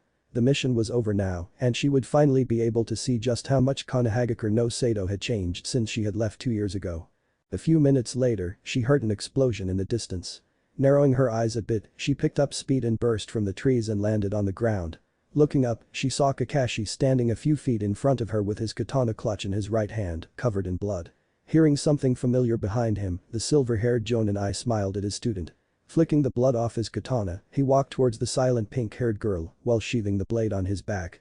"It seems you're finished, Sakura." The silver-haired Jonin acknowledged, glancing at the blood that was still running down the massive Naginata. Who was leading these two? He pointed towards where the bodies used to be. It was Mizuki, the long pink-haired girl informed, former teacher at the ninja academy before he was arrested for treason. The silver-haired Jonin's right eye narrowed. What is he doing in Konoha's forest, then? He asked, shouldn't he be long gone from this place? Unless he left his question hanging a bit, knowing that the girl before would give him what he wants. He was here to pick up a package for Orochimaru, she told her teacher. Before I was able to ask what the package was, he died. Kakashi nodded a bit, feeling he already knew what had happened. Very few that had faced Kai Shoken and took a direct hit from it lived long to tell the tale about it. Good job, Sakura. He congratulated her. Did you dispose of the body? And did he tell you anything else? Eye narrowing a bit, she informed him on everything she knew, which caused the silver-haired Jonin to frown deeply. If what Sakura had said was true, then in Konoha was a traitor who is walking around spreading secrets that they could not allow to escape from here. It was a high possibility that it was Danzo, trying to see if he could find any information on them. 2 years ago, Tsunade-sama along with himself and a few others that still trusted him, came up with a multiple-stage plan to be able to get Tsunade back into office.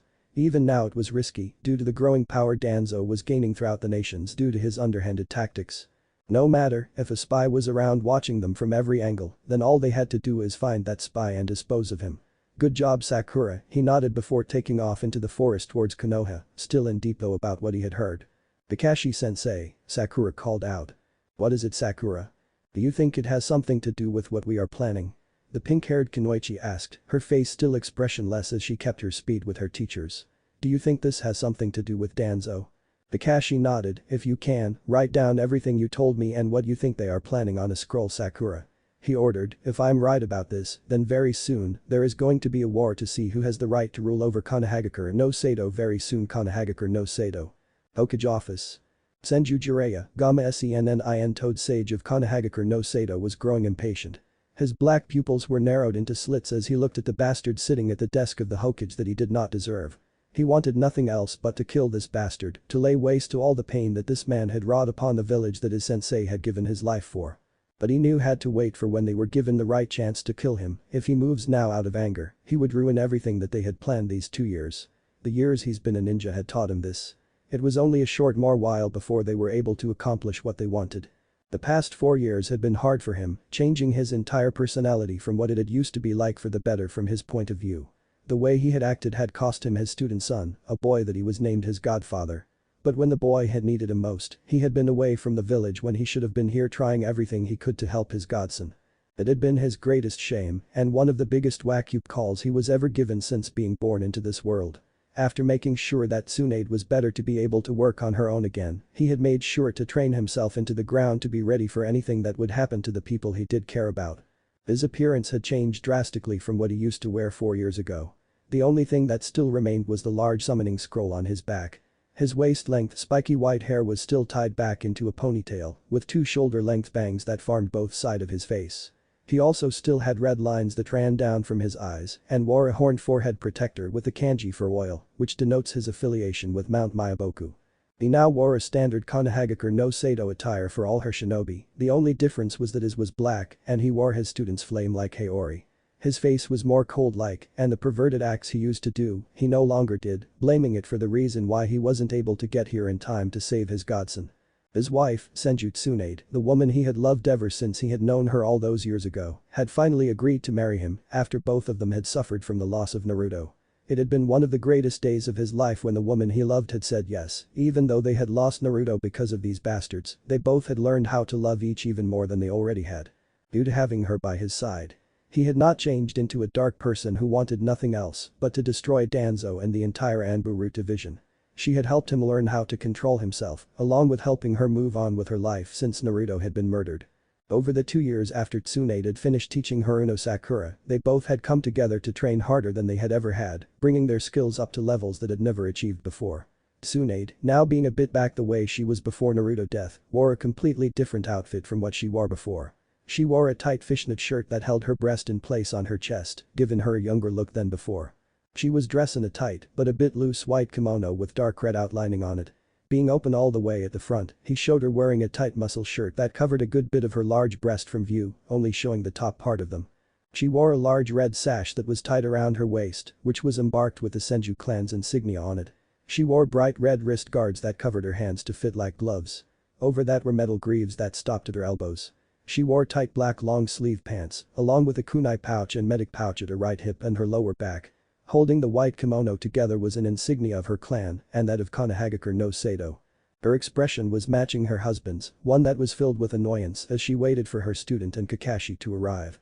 "What the hell are we waiting here for so long for?" a brown-haired Chunin asked, an annoyed expression on his face. Standing by her teammate, the Hyuga heir was asking herself the same question as Kiba and just said. It was odd really, what would be the reason for Danzo to call all of them here for like this? Something must have come up or it had something to do with the things that had been changing in Konoha recently. Due to Konohagakure no Sado's power increase back to where it was previously at. Danzo had been trying with everything he could to take control of more land outside of the Land of Fire. Frowning even more at that, she was a bit livid that he was gaining more land, even though he did not need it in the first place.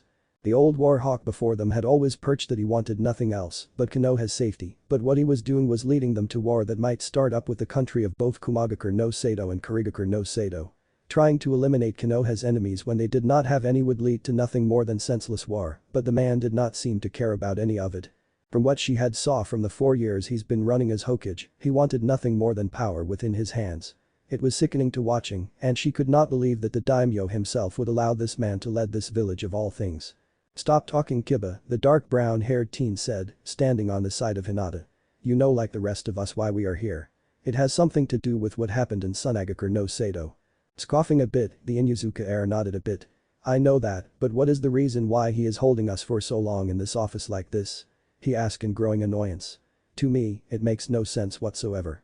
Standing near where teammate, Shikamaru narrowed his eyes a bit at what was being said between the team on his side. It was true. Something was odd here that Danzo would call all of them here for like this out of the blue. He had been doing what he had been assigned to do, watch over Sabaku no Tamari while she was within village walls. He was able to keep tracing on with his thoughts, but the door to the Hokage office suddenly opened up, making his eyes open wide with shock at who walked in. Not only was it Hada Kakashi, but Haruno Sakura as well, the two that had caused Uzumaki Naruto so much pain without him even knowing it. From what he was seeing, they both had changed drastically from the 2 years they had been away from the village. The girl standing at Kakashi's side, who he thought was Sakura, was dressed in cloths that was similar to that of a samurai. Looking at the massive blade in her left hand, he took a step back a bit, being clearly imitated by its sheer sides. Something of that size should be impossible for anyone to be able to wield without problems, but the girl before him was holding like it weighed nothing more than a few pounds to her. But what clearly shocked him a bit was the blood that was dripping down the blade. It really didn't take a genius to figure out what she had done before she came into the office. "We're back Tsunade-sama, Jiraiya-sama." The silver-haired Jonin greeted, eye smiling at the two that stood before him. Tsunade smiled upon seeing them. Both of them, teacher and student, seemed to have grown over the 2 years they've been gone. She could see in his lone eyes that Kakashi had changed a bit due to the way he held himself in a constant ready stance for anything. Sakura on the other hand, her second student, seemed to have changed the most out of the two of them. Her lone eye no longer held the large amount of guilt behind her eye. It was still there, but it wasn't as much as it was before 2 years ago. She was impressed by the large naginata that Sakura held in her left hand, telling her that the girl was increasing her strength along with her chakra control. "It's good to see you two again," Jiraiya said, a laugh passing through his lips. "From what I can see, the both of you have gotten a lot stronger." Sakura nodded, a small smile going over her lips. "We have," she said. "The only thing now is to see if it is enough to help us out." "That's great," Kiba suddenly spoke up, glaring at the two that stood before him and the others. "We have both helpers and a killer here with us now." He cast his gaze towards the two Sannin. "Was this the reason why you were holding up for?" "Shut up Inuzuka," Jiraiya stated coldly, giving the brown-haired Chunin a cold glare. It is none of your business on why we make you wait. The only thing you have to do is follow orders and nothing else." "From who?" a voice said from behind the large white-haired man. "You forgot Jiraiya. They are my ninja, not yours. When you are made Hokage, then you can give those orders, but until then you are in the exact same position as they are." The large white-haired man clicked his tongue his sheer hatred, but nodded his head towards the Warhawk. "My apologies, Hokage-sama," Jiraiya growled out a bit. "It won't happen again." The shinobi no Yami nodded, feeling a bit pleased that the Toad Sage can't see that it was he that ruled over this village, not him. "See to it that it doesn't happen again," he stated. "Now, what is the reason on why you held us up like this for these two, princess?" Tsunade frowned at that, not liking that one of her titles was being used by the man that had messed up her family for the last time. The man before her appeared as a frail old man who would normally walk around with a cane. He had black, shaggy hair, and his right eye was bandaged, concealing that cursive Sharingan he had used on her to give out the order to have Naruto executed. He wore a white shirt, with a black dark grey robe over the top of it covering from his feet to just over his right shoulder. Just like her husband, she wanted nothing else but to kill this man for ruining the village her grandfather built along with having Naruto murdered, but she knew she had to wait. Stepping forward a bit to put herself in front of Jiraiya, her eyes narrowed coldly at the man sitting before her. "Several hours ago, we received word about a prisoner breaking out of jail by unknown was," she explained. Danzo's lone eyebrow furrowed a bit. "Oh?" He spoke a bit, sounding curious. "If what you say is true, then why wasn't I informed about this?" "It wasn't needed," Tsunade continued, the same look on her face. "Since I had been able to get the message when it came in by messenger hawk, I sent it to give it to both Kakashi and Sakura to be able to carry out." "Who gave you the order to do such a thing?" Danzo stated coldly. "Are you just as much a fool as that husband of yours? Or have you forgotten that you are no longer worthy to run this village?" Jiraiya growled darkly at the insult to his wife, but was held back a bit by Tsunade's arm that was keeping a tight grip on him. "No, I have not forgotten about how I'm unworthy to govern this village," she answered him, a calm look being replaced in her eyes. "But due to it being only something small as this, I wanted it to be done quickly, which I thought that you would want as well, Hokage-sama." Not letting it being seen in her expression, the princess of Konohagakure no Sato's eyes narrowed a bit, looking at how Danzo's eyes seemed to twitch a bit after giving her report. She'd figure it out later, but if she was correct, then the man before her had something to do with that man being able to escape from jail like that. It was all the reason why they needed to be more careful with their plans. She looked back at her husband to see that he had the same look on his face. Nodding at the reason behind it, the Rakudame Hokage leaned back a bit in his desk. "I see the point out of Maid Tsunade, just make sure it doesn't happen again," he said. "Even though you are a great hope to help Konoha from his enemies, it would be far too easy to find an Anbu commander that can replace you. I hope you remember that." Tsunade nodded, stepping back a bit. "My apologies, Hokage-sama." Danzo said nothing, not even looking at the blonde woman's direction. "Now, the reason all you are here are simply, other than that of Jiraiya and Tsunade," the sixth Hokage explained. 30 or so minutes ago, we have received word that the Kazekage of Sunagakure no Sato had been captured by the organization Akatsuki." Hearing that news, the entire room of people eyes widened at hearing that. Standing by her teacher's side, Sakura's remaining eyes narrowed in anticipation, thinking that this would be the perfect change to be able to find Uchiha Itachi.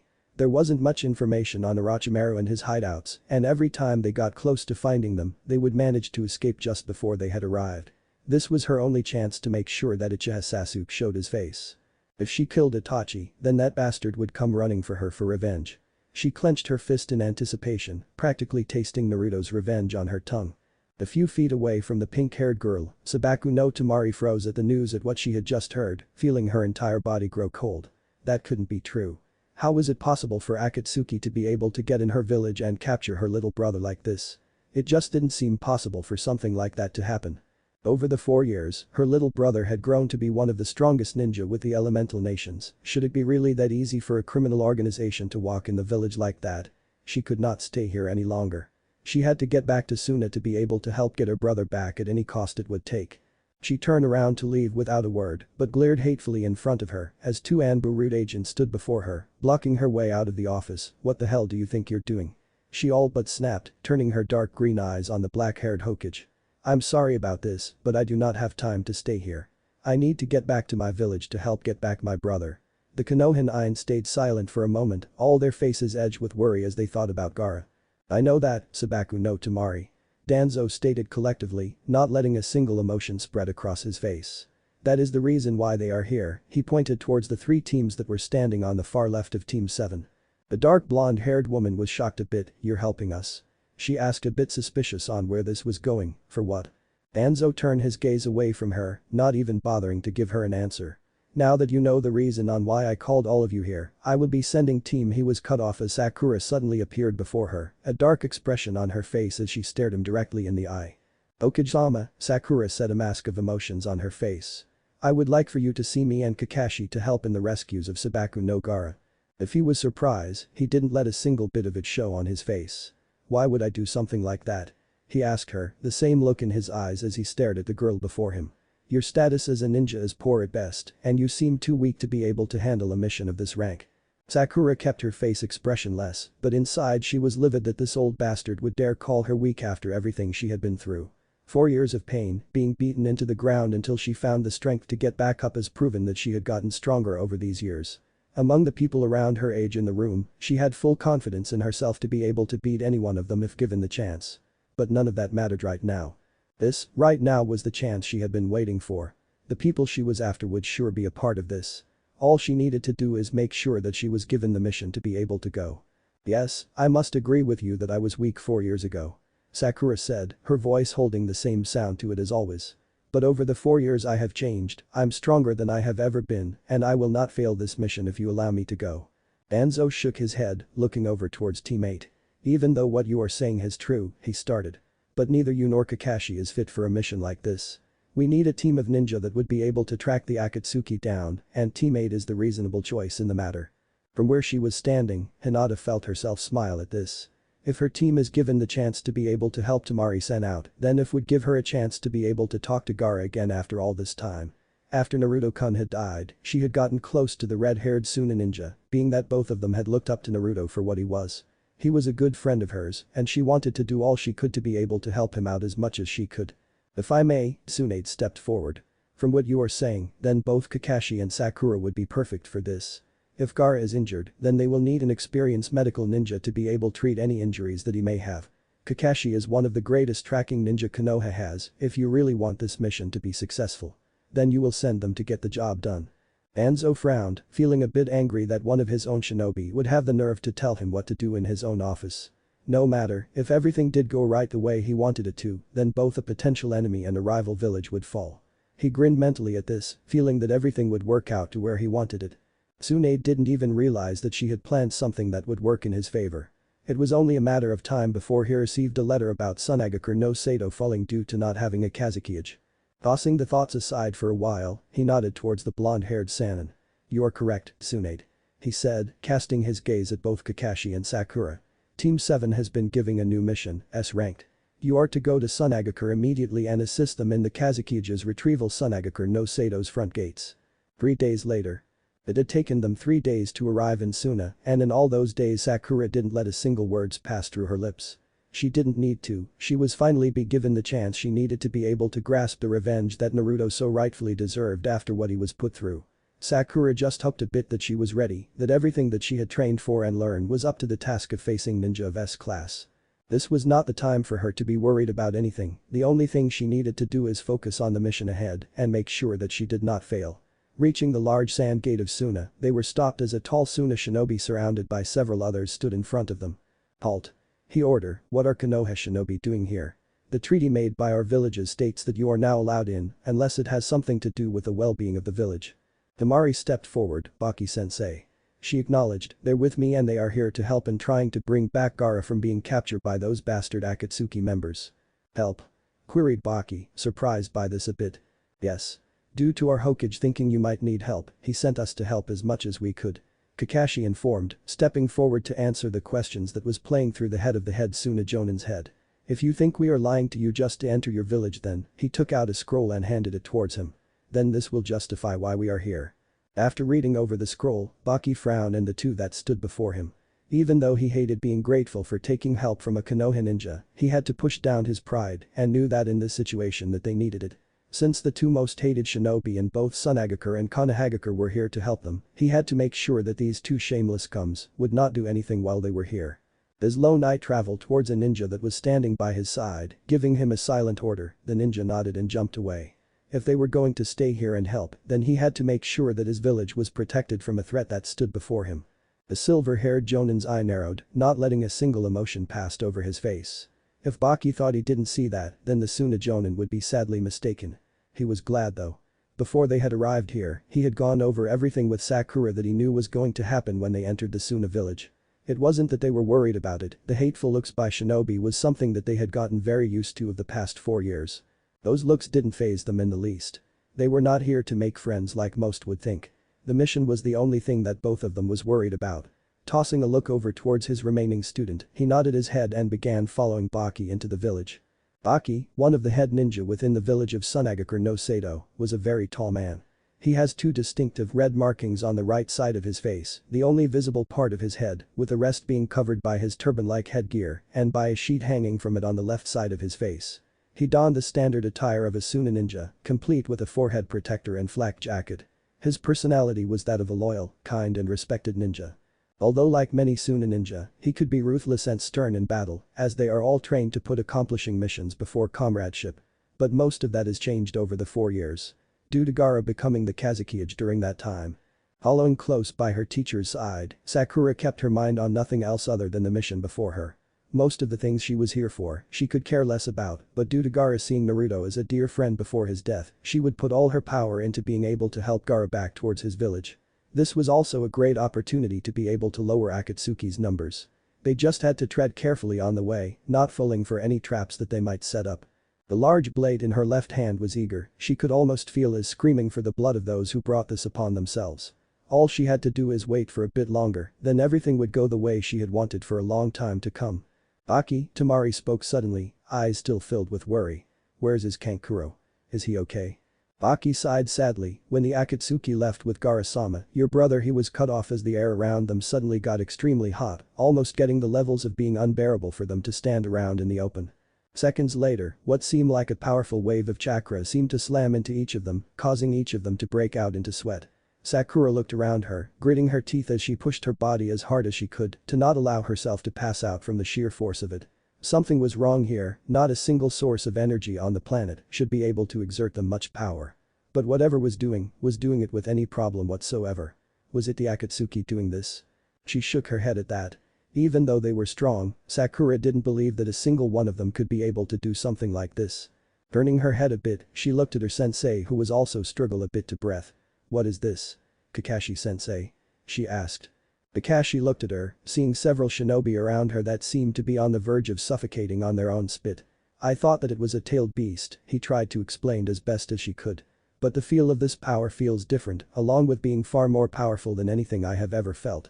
Before Baki was able to say anything, Temari looked at the sky above them with a look of horror on her face, as a huge flame-like comet seemed to shot down towards the front of the gate. Before she was even given a chance to warn everyone, the comet slammed into the ground, causing a massive explosion on impact. The shockwave that followed it blasted them off their feet, knocking them hard into the buildings that seemed to have melted a bit due to the intense heat that was around them. Flames seemed to be everywhere, causing the very ground they were standing on to becoming nothing more than glass. Most of the Suna ninja had been knocked unconscious, scattered across the area on which their bodies had landed. What the hell? Baki shuddered out, picking himself up from where he was. He looked up, eyes widening at seeing a single figure walking out of the firestorm that was slowly falling apart around him. He shuddered a bit in fear. The look in the man's eyes gave him nothing more than fear of the worst kind. It was as if he was nothing more than a mere ant to this man, even though he looked younger than he was. Sakura, Kakashi and Temari were in the same boat, looking at the man that was walking towards them with a dark look in his eyes. The man walking towards them was tall, seemingly standing at the height of 5'9" or 5'10". His black hair was long, a bit shorter than Sakura's was, but in a neat long ponytail that blew in the wind. His eyes were a dark blue, almost the shade of the sky darkening when it's growing dark. His entire body was built from what they could see, showing a body that was far more muscular than most shinobi they had seen. He was dressed in a black shihakusho with a white sash towards his waist. Blowing in the wind behind him and somehow not being blown away from the explosion mere seconds ago was a white haori which he had draped over his shoulders rather than actually wearing it. At his right hip, which Sakura had instant taken notice of, was a standard katana with a dark purple handle and a circular hand guard. Even though he had the katana in his sheath, for some reason, Sakura could practically feel the power radiating from the blade. It caused her to shiver in fear. It was like the sword was made for reaping lives. Getting over his shock, Baki narrowed his eyes a bit as he looked at the man. Surround him, he ordered, now. Shakily, and filled with fear, the Suna ninja that did manage to stay conscious from the unknown individual's arrival, surrounded the man in a circle.